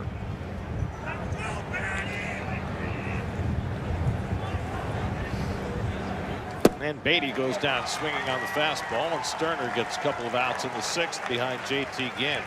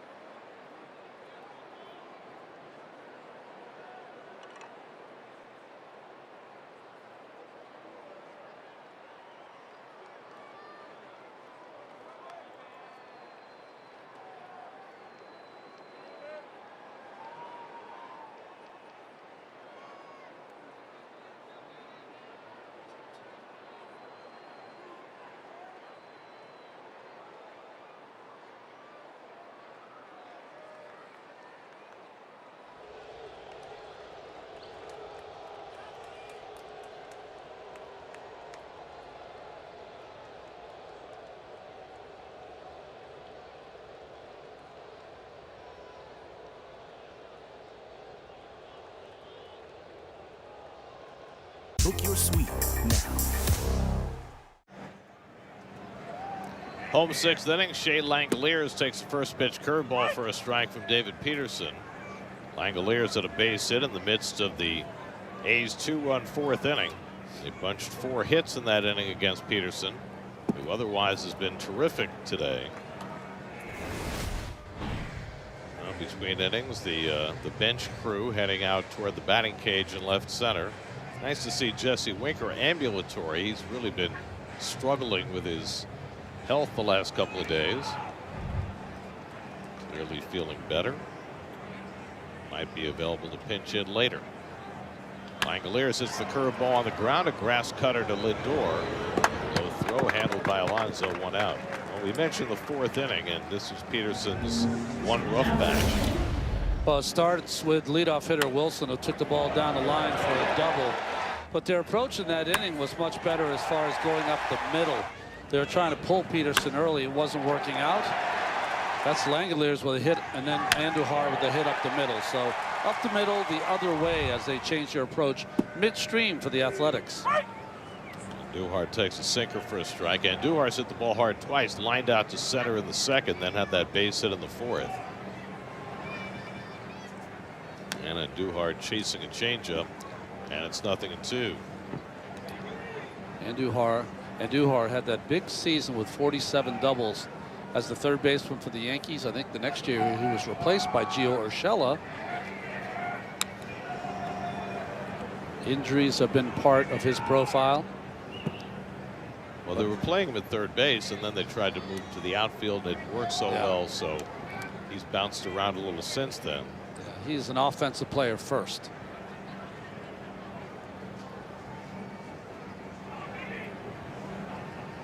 J.J. Bleday waits on deck. And Andujar hits one softly past Peterson. Tough play for Beatty. Makes the transfer and gets the out.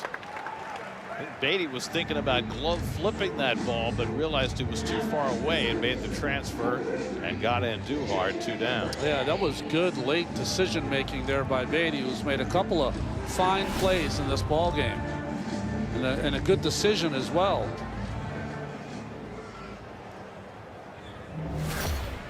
So Peterson with a chance for a 1-2-3 inning. It's been rare for a Mets starter to get through 6 this year. And Bleday takes a curveball for a strike, and David's made very good use of that curveball this 2nd and 3rd time around the batting order. This pitch he's only thrown 10% of the time this year, but it seems like he's used more of them today.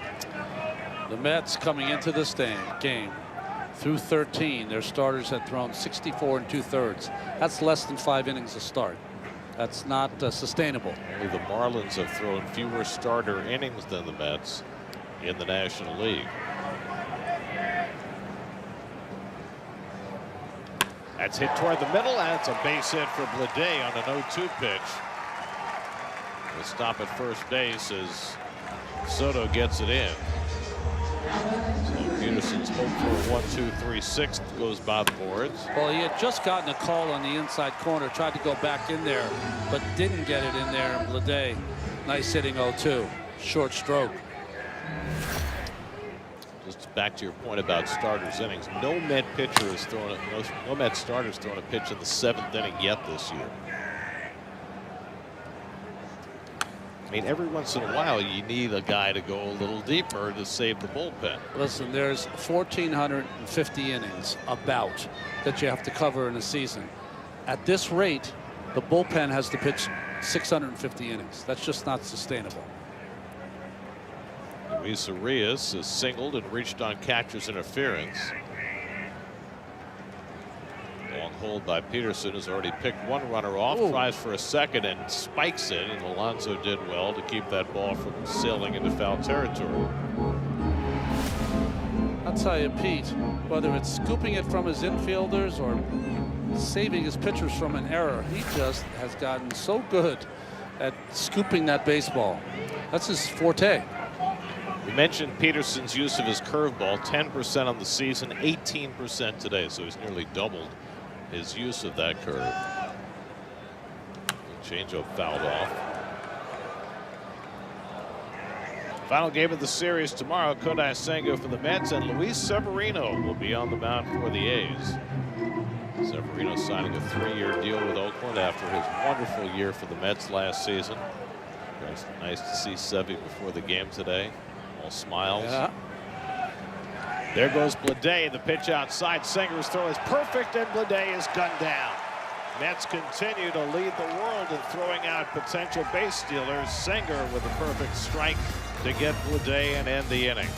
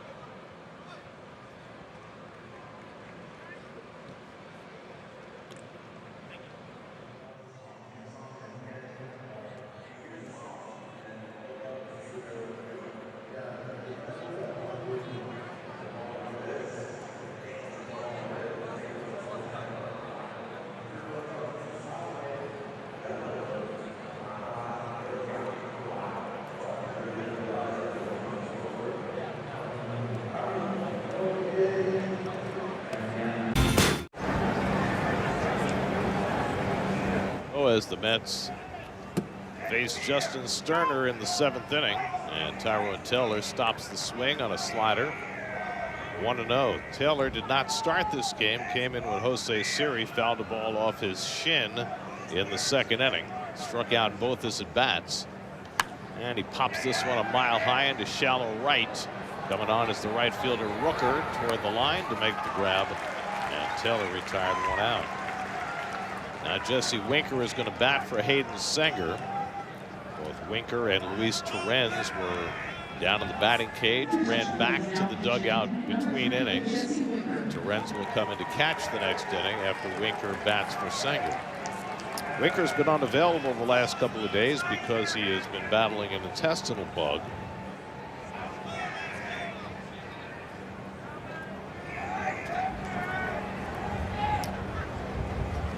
Last at bat came Monday against Miami.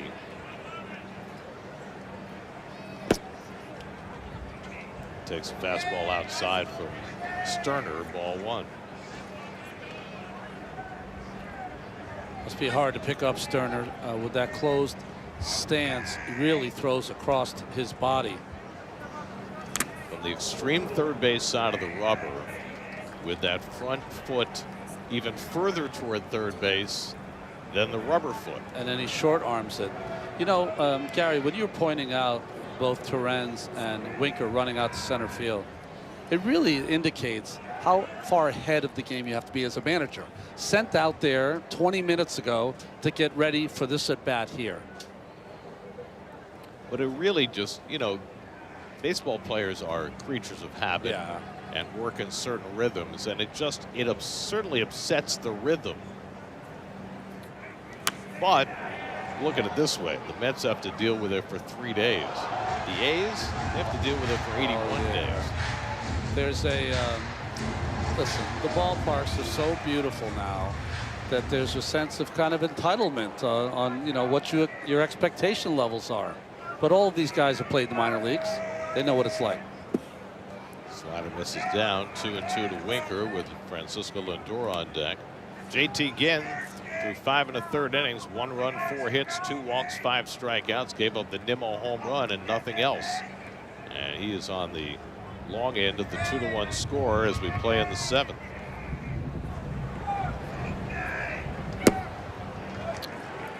Jesse works the count full. I didn't spend a lot of time in the minor leagues, but I'll tell you, this would be a prime park to play. Premium.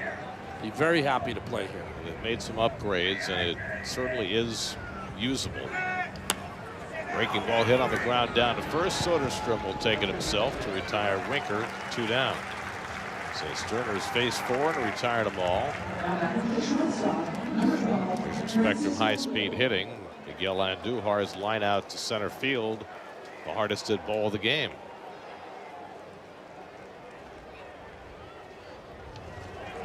So here's Lindor, reached on there, walked, fielder's choice. 0 for 2, 0 for 7 in this series. After putting together an 8-game hitting streak that got snapped in the game last night. Mets have had just 4 hits today after 7 runs and 9 hits last night.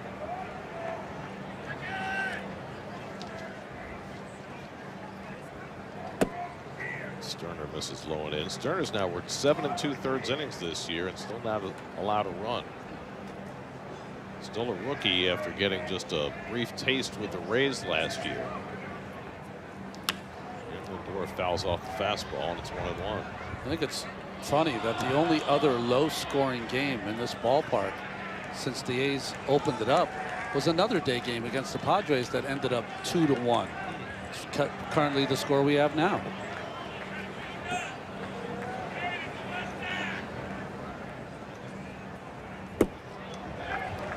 Cutter stays outside, 2-1.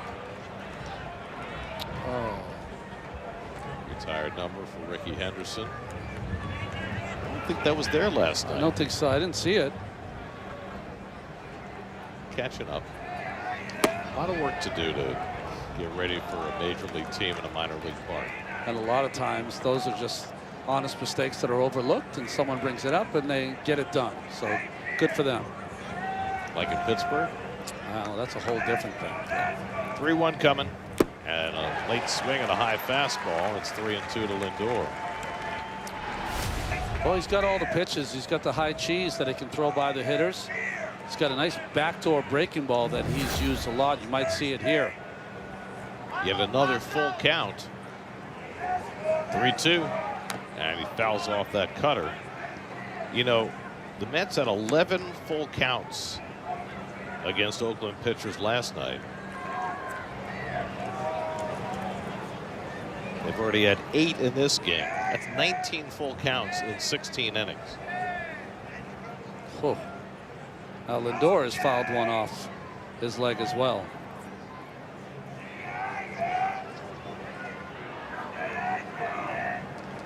Two out and nobody on. Soto would be next. And Lindor flies one out to shallow left center. Angling in his Andujar. He's got it. 1, 2, 3 go the Mets in the top of the 7th.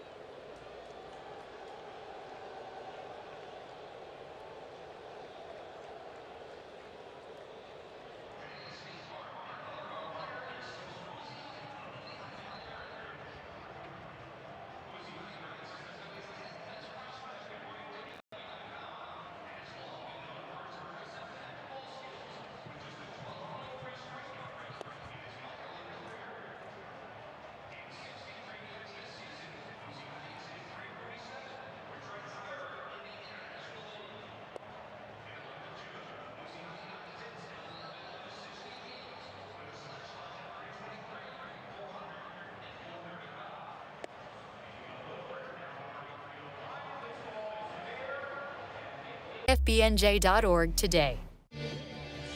New York Mets baseball on SNY is brought to you by Northwell. They're rewriting history by giving women the care they deserve. Northwell, raise health. By the New York Lottery, get out there and play. And by Nissan. At Nissan, they make cars that thrill. Experience the thrill for yourself. Shop NissanUSA.com.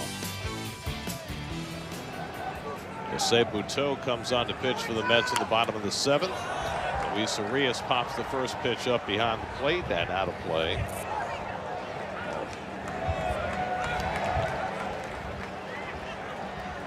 Here's the numbers, Nissan numbers for Butto so far this season. Only thing I think that he's had to deal with Luis Torrens, of course, and the catch Senga was hit for. Another pop up. This one might stay in play for Torrens. Back to the screen, but nope. First row. We're getting a little closer to the field of play. I was just saying that for Butto, you'd like to see just a little better command, less walks. I feel like he's been throwing his slider a little too much. But he was really good his last time out against Miami. He went 2 scoreless, just an infield hit and a walk in the 2 innings. Facing the lower third of the order here in the bottom of the 7th. Good outing for David Peterson, just not good enough today to get himself a win. 6 innings, 2 runs, 7 hits. And after walking 5 in his last start, he didn't walk anybody today. He struck out 5.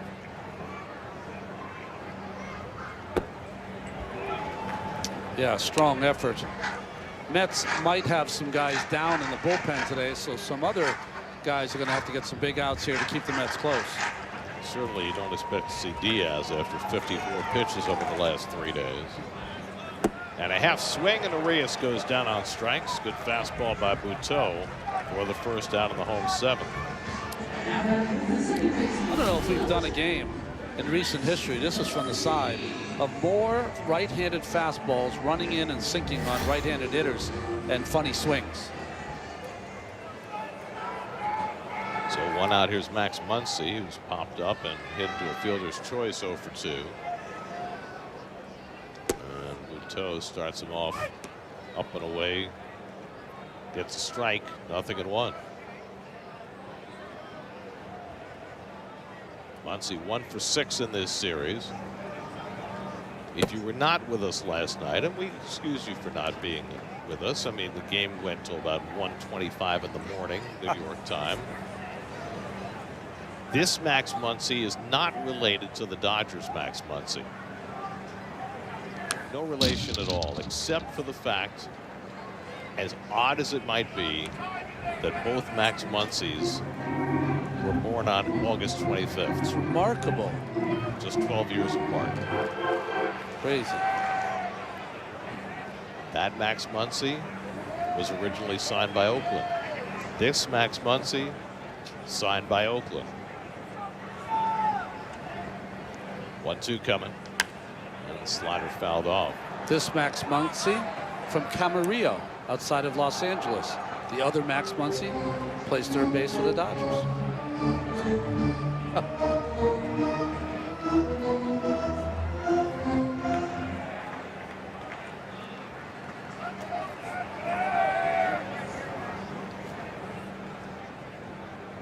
Butteau ahead in the count, 1-2.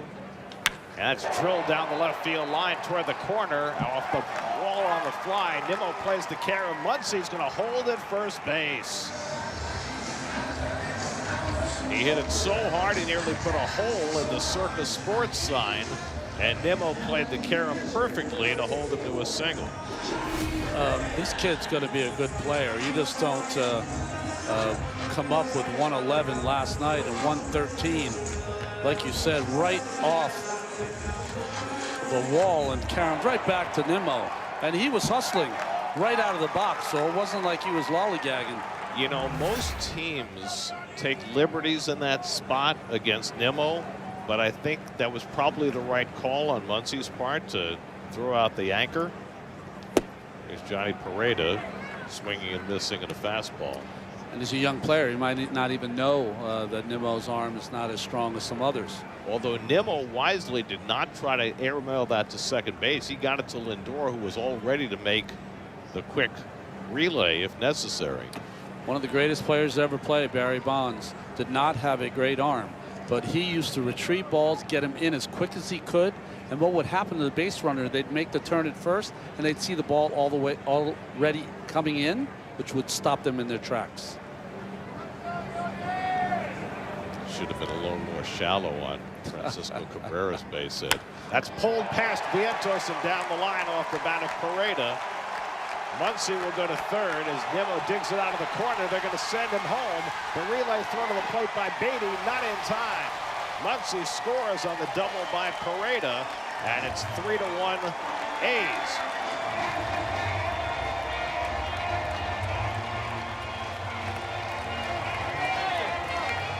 So a couple of hard hit balls against Jose Butteau from the 8 and 9 hitters, and the A's had a run. Another one, middle, running in on Pereda, who's had a good day. He's hit some balls hard and finally rewarded for one. Nimmo was shading him in left center. That's why it took him forever to get to the ball. And Muncy hustling all the way, scores the third run. Well, Eric Martin's the third base coach. Didn't hesitate. Nimmo's throw missed the first relay man, Lindor, but it came to Beatty, who made a strong throw, but just too late. Maybe if it hit Lindor, they might have had a shot, though. And Jacob Wilson, and he pops one up. Lindor back astride, angles his bodies to keep the sun out of his eyes, and then makes the catch for the second out.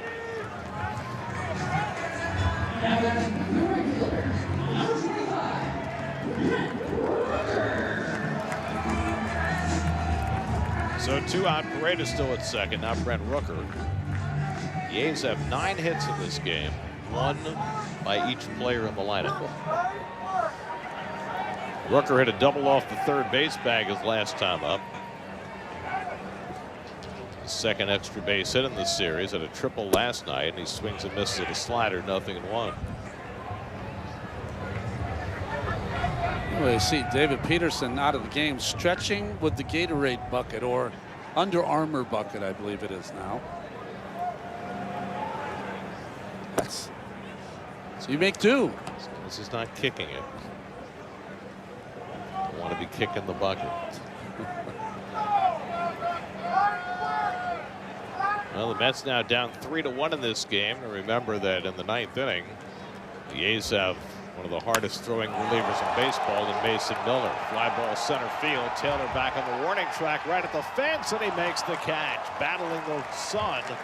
And Taylor able to go right up against the fence and reel it in for the 3rd out. A's had a run and lead 3.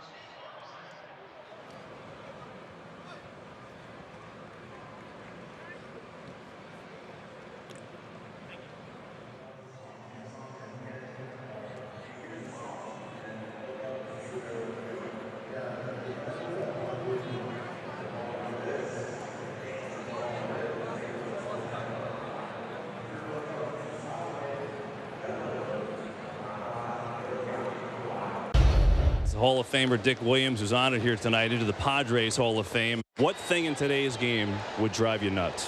Everything. Well, that's honest. Everything. They don't play the game the way we play. The game is a great game. It's a wonderful game, and I enjoy it. I yell at the TV quite often, but the fundamentals, I think, are lost. Pitch count, I have no use for pitch count. Quality start, you give up 3 runs in 6 innings. That's an earned run average of 4.5. None of those things are for the good of the game. The delightfully refreshing Dick Williams. Can you imagine being Dick's your manager and you cross him a little bit? Ooh. He was a great manager. He was with the Red Sox in '67 when they had that impossible dream year. 2 World Series here with the A's. Got to the World Series with the Padres. Juan Soto leads off against Tyler Ferguson as we go to the top of the 8th. Ferguson, the setup man for Mason Miller. Yeah, now he's pitched in 8 of their first 15 games. They try to get him in as much as possible. Excellent reliever.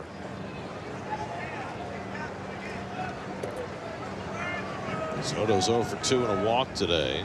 1 for 6 in this series. Alonso and Nimmo to follow with the Mets. This is the inning where you need to make something happen. You got your big hitters up, and you got Mason Miller looming in the 9th inning. Well, Dick Williams said, "I'd rather be known as a winner and a poor loser."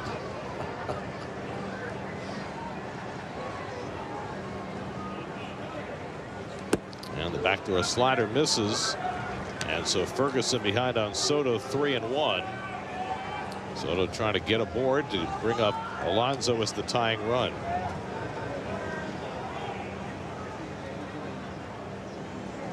And ball 4. So Soto walks to lead off in the 8th inning. Not what Ferguson had in mind. That's the 12th walk now that Soto's drawn in the Mets' first 14 games. You know, there's certain things you just cannot do at this level. And Ferguson maybe will get through this inning. But when you have a 2-run lead, you can't walk anybody. I don't care if it's Babe Ruth. Ferguson is a guy who came out of Vanderbilt and has been through 6 different organizations. There's Alonso, and he takes a slider inside for ball 1. And it wasn't until last year at age 30 that Ferguson made it to the big leagues. Had some success, and he's off to a good start this year, but not in this inning. Now he's facing Alonso as the tying run. Pete's 0 for 3 today. And that slider in for a strike, and it's 1-1. He's not a hard thrower. He's slider heavy.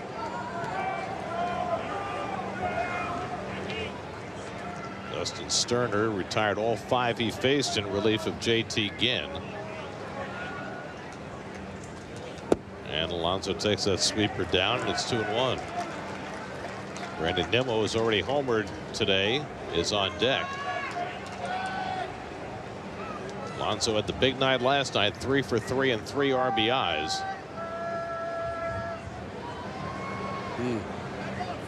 Ferguson looking a little unsure. Yeah, indecision there. Ferreira called the pitch. He wasn't happy with it.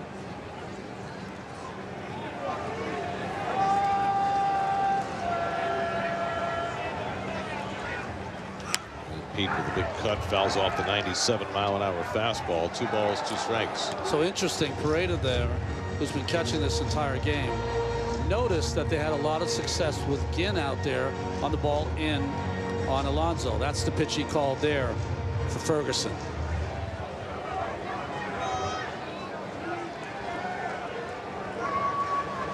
Two. And Pete takes the sinker. Full count. That is the 9th full count for A's pitchers today. Their 20th in 2 games. Soto at first, nobody out. 3-2 to Alonso.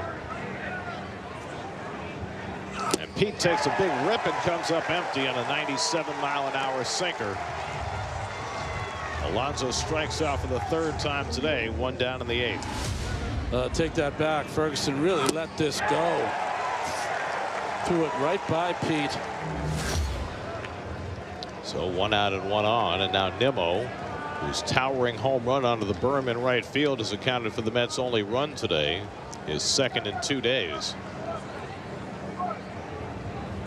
And he fouls back a first pitch cutter, 0-1. Mets have had just 4 hits in this game. Had some chances early on against Ginn and bypassed those. Now find themselves down to their last 5 outs. Starling Marte on deck. Changeup misses away, a ball and a strike. Well, there's Mason Miller getting ready. It's like there's a possibility they could use him for 4 outs if necessary. Up in the 8th inning. Soto at first and 1 out. Again, another sinker from Ferguson. It was the sweeping breaking ball from Ginn that Nimmo hit out of the ballpark, and that's one of the strengths of Ferguson. See if he'll feature that after Nimmo took Ginn deep on the same pitch. Get these interleague games where you just haven't faced particular hitters or particular pitchers that often, especially a guy like Ferguson, who's relatively new. That's driven to left center field. Over toward the gap goes Bleday, and he runs it down. Scrambling back to first is Soto. Well, Bleday has not had a great series in center field, but he made a really nice play there. Got a good jump on a ball slicing away from him, and it was able to reach out and grab it. Great jump, and also the ball at the very end kind of lost its trajectory, so he had to catch it knee level. Real fine catch from Bleday. 2 out. Soto, after the leadoff walk, still at first, and it's left to Starling Marte. Scott Emerson, the pitching coach, I've seen this in 2 days now. When his pitcher has gotten through a couple of big hitters in the lineup, he'll come out and give him a blow. It must be something that he feels is important. I think it's important. Well, especially after a hard hit ball like that. Yeah. So now Ferguson will work on Marte. Starling is 0 for 3 today, a ground out and 2 strikeouts. Soto at first and 2 out. And Marte takes a fastball for a strike.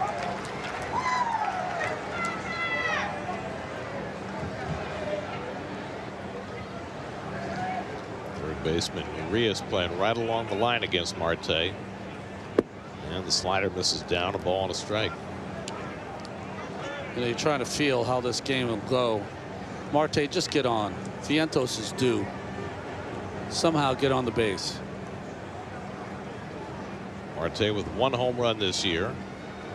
Takes a big rip at a high fastball, and it's 1-2. Coming up tonight at 11, it's Honda Sports Night. Everything on today's game and tomorrow's as well. And the rest of the day in New York sports. Ferguson ahead on Marte, 1-2. And he lifts one foul off the right side. That'll go out of play.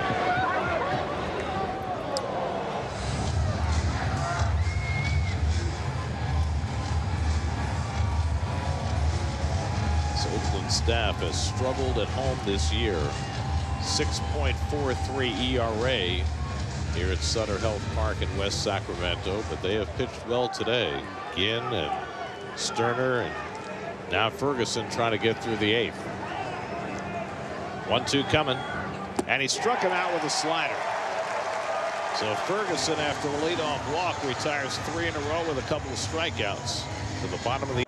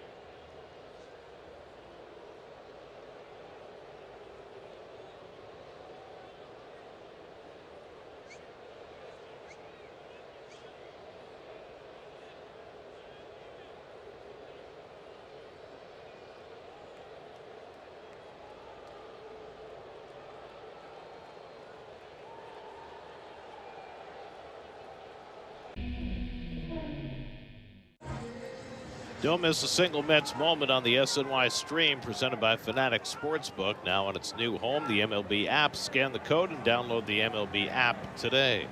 Tyler Soderstrom trying to bunt his way on with Vientos playing back, but he fouls it back in the screen. Jose Butto working a second inning after giving up some rockets in the 7th. Allowed a run on 2 hits, and the last batter of the inning, Brent Rooker, hit one to the wall in center field that Taylor ran down. Changeup misses away, ball and a strike to Soderstrom. Soderstrom had an RBI single in the 4th. He's got 2 in the 4th, added 1 in the 7th. That's lined, but right at Beatty for the first down. Butto is not really fooling anybody. And Soderstrom has had quite a series. Hit a lot of balls hard, nothing to show for it. Looking ahead to the 9th inning, the Mets will be sending up Vientos, Beatty, and Taylor against Mason Miller and his 102-mile-an-hour fastball. Shea Langoliers, and he takes a strike. Langoliers had a base hit in the 4th inning, 1 for 3.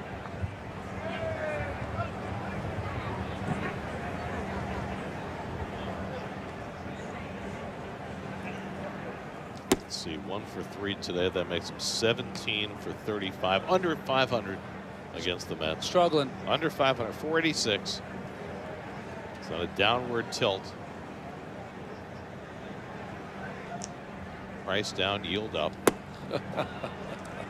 Yeah, that's been big news this week. 2 balls and a strike to Langoliers. Not everyone's laughing. Depends what side of the equation you're on, I guess.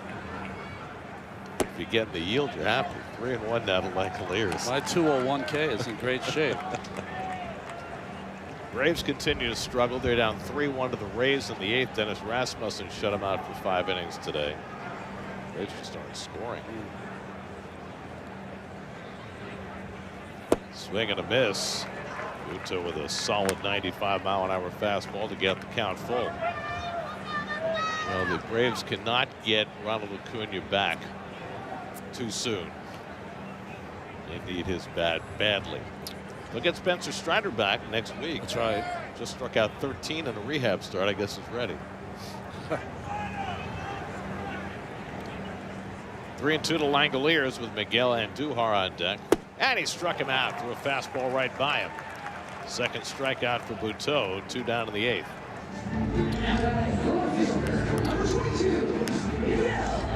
I think I was telling you, Gary, I don't know if I said it on air, so maybe Mets fans are interested, but I was in Atlanta on Tuesday night. Asked Brian Snitker about Acuna. Said he's not even really doing baseball activities yet. Went out to the West Coast to talk to Dr. Alatrash. So he's still a ways away. It's not the news Braves fans want to hear. Yeah, right. But, you know, you can understand them going slow with him, considering that when he came back from the other ACL being torn, he was really iffy for most of the next season. It was a 50-50, right? Good days and bad days. And Duhar's 1 for 3 today, 3 for 7 in the series, and he pops this one a mile high on the left side. Vientos waiting for it to come down. And that retires the side, and we head for the 9th in West Sacramento. Mason Miller coming on to try and save it for the A's.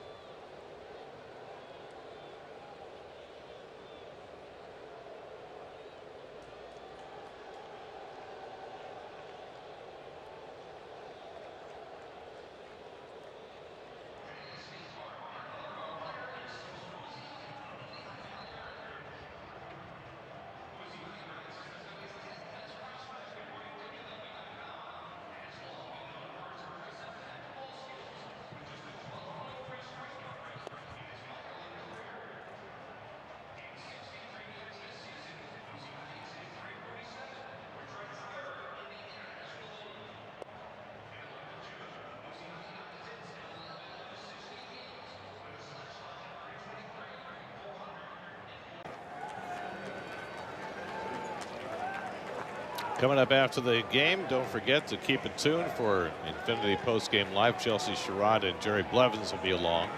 Mason Miller on to pitch the 9th inning. I did not know that Mason Miller comes in to burn it to the ground by Nickelback. That's right. Well, that's what he usually does, is burn it to the ground. He's only appeared once against the Mets last year, 2 innings and a save with 3 punch-outs.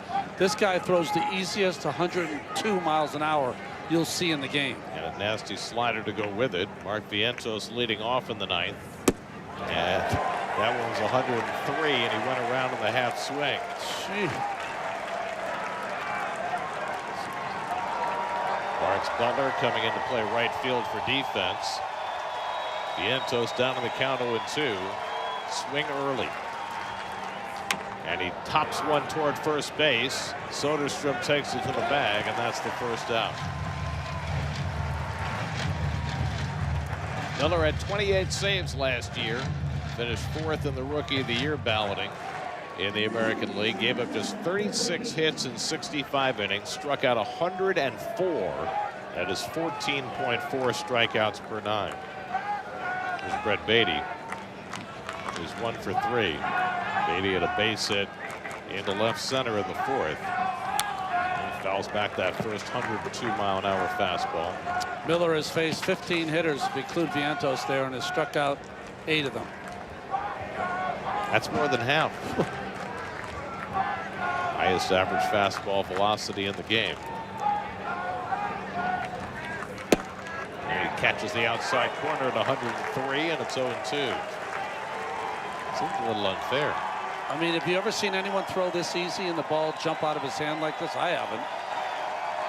Came out of Gardner-Webb University, 3rd round pick by the A's in 21, and he is a phenomenon.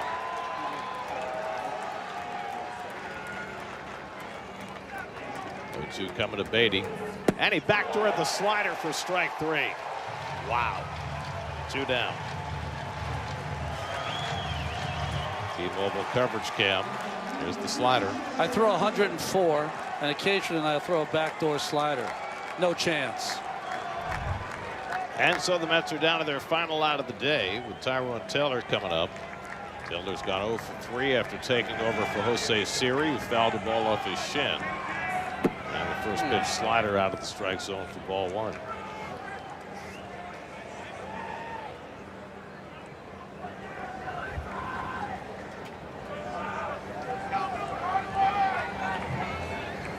And Taylor hammers one toward the hole, and he's got a base hit. Turned on 103 and bounced it through the left side, and the Mets have life in the 9th. Luis Torrens will come to the plate as the tying run. There are some hitters that doesn't matter how hard you throw, they are just good fastball hitters. And Taylor just started it early, found a hole, and the Mets have a chance. So now Torrens, who started last night, had a double in 5 trips, coming off the bench today after Senger was pulled for a pinch hitter. Tying run at the plate in a 3-1 game. 2 out, top of the 9th. And Torrens takes a rip at a fastball, 0-1.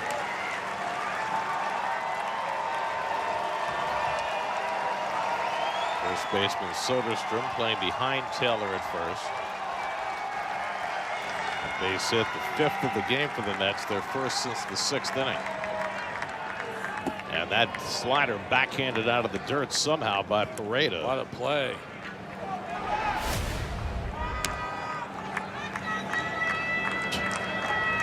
You know, when that slider hits the dirt, it's going to bounce back towards you, and he still caught it in the web. Lindor on deck. Torrens trying to get this game to him. And that's away. 2 balls and a strike. And just 103 after 103. And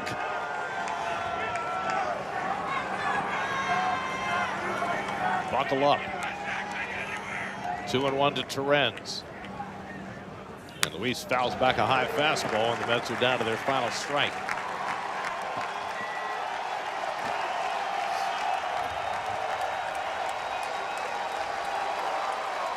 Crowd of better than 10,000 at Sutter Health Park, hoping Miller can put on the finishing touches.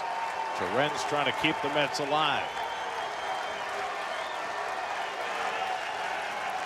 2-2. And he lifts one down the right field line, slicing toward the corner. Foul. Wow. Torrens did not miss by much.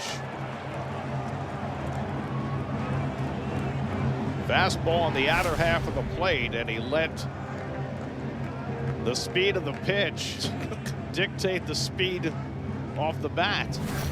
That was 104.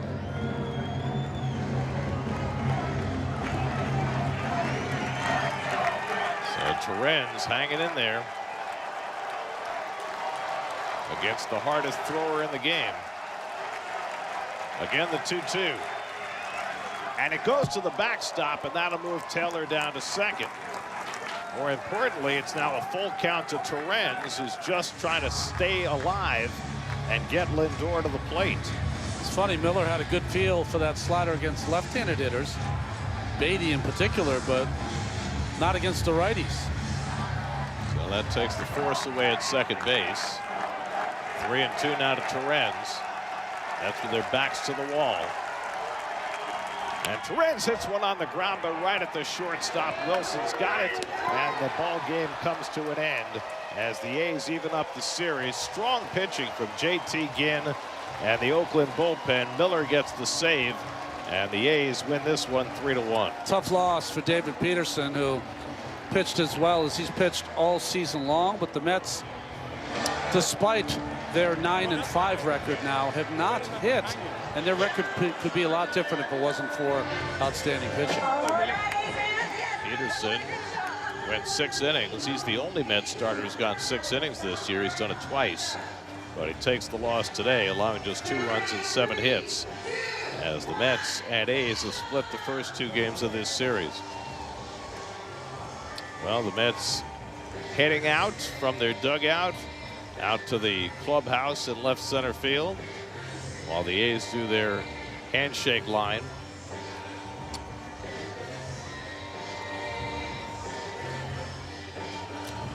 There's your game summary. J.T. Ginn, former Mets draft pick, facing his old organization for the first time and gets the win with 5 1/3 stellar innings. And Miller posts his 4th save of the year. So the Mets take the long walk after falling to the A's 3-1 on a beautiful afternoon in West Sacramento. We'll come back with more.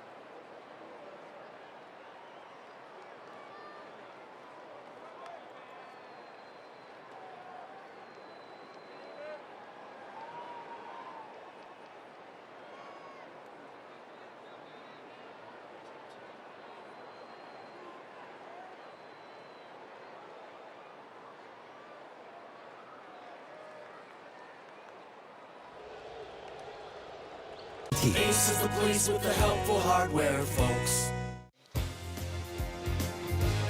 New York Mets baseball on SNY is brought to you by Genesis. Discover the award-winning lineup of Genesis SUVs and sedans exclusively at your tri-state Genesis retailer. By Tunnel to Towers. Donate $11 a month to Tunnel to Towers at T2T.org. By Spectrum, a fast and reliable connection, making more things possible, Spectrum. And by your local Honda dealers. Contact your local Honda dealer today. Final score this afternoon, the A's 3, the Mets 1. Rubber game of the series tomorrow afternoon on Pix 11. Kodai Senga goes for the Mets, and Luis Severino, the former Met, pitches for the A's. We're back on SNY Monday night when the Mets begin their series in Minnesota with Clay Holmes on the mound for New York. Coverage begins Monday at 7 o'clock. Now for Ron Darling, Steve Gelbs, and our entire SNY crew, I'm Gary Cohen in West Sacramento. Coming up after the break, it's Infinity Postgame Live with Chelsea Sherrod and Jerry Blevins.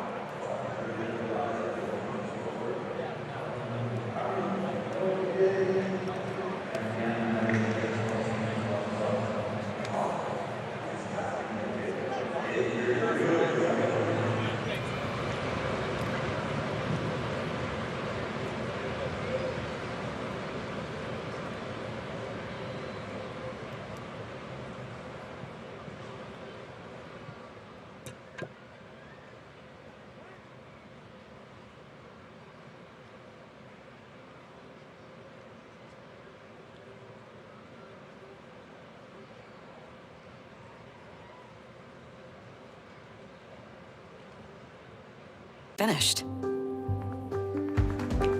Northwell is rewriting history by giving women the care they deserve.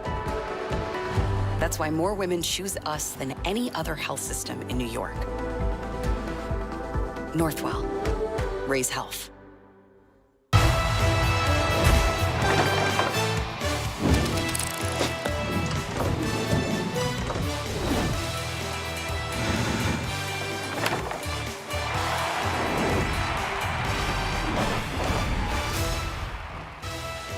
To Infinity Post Game Live alongside Jerry Blevins. I'm Chelsea Sherrod. The Mets lose Game 2 of the series in Sacramento by a final score of 3-1, their second loss in their last 3 games. Let's take a look at how they got here with our Cliff Notes. We're going to start off in the 4th inning, still scoreless. Tyler Soderstrom batting with the runner on third. He hits it up the middle through the drawn-in infield. Athletics scored twice in the 4th to take a 2-0 lead.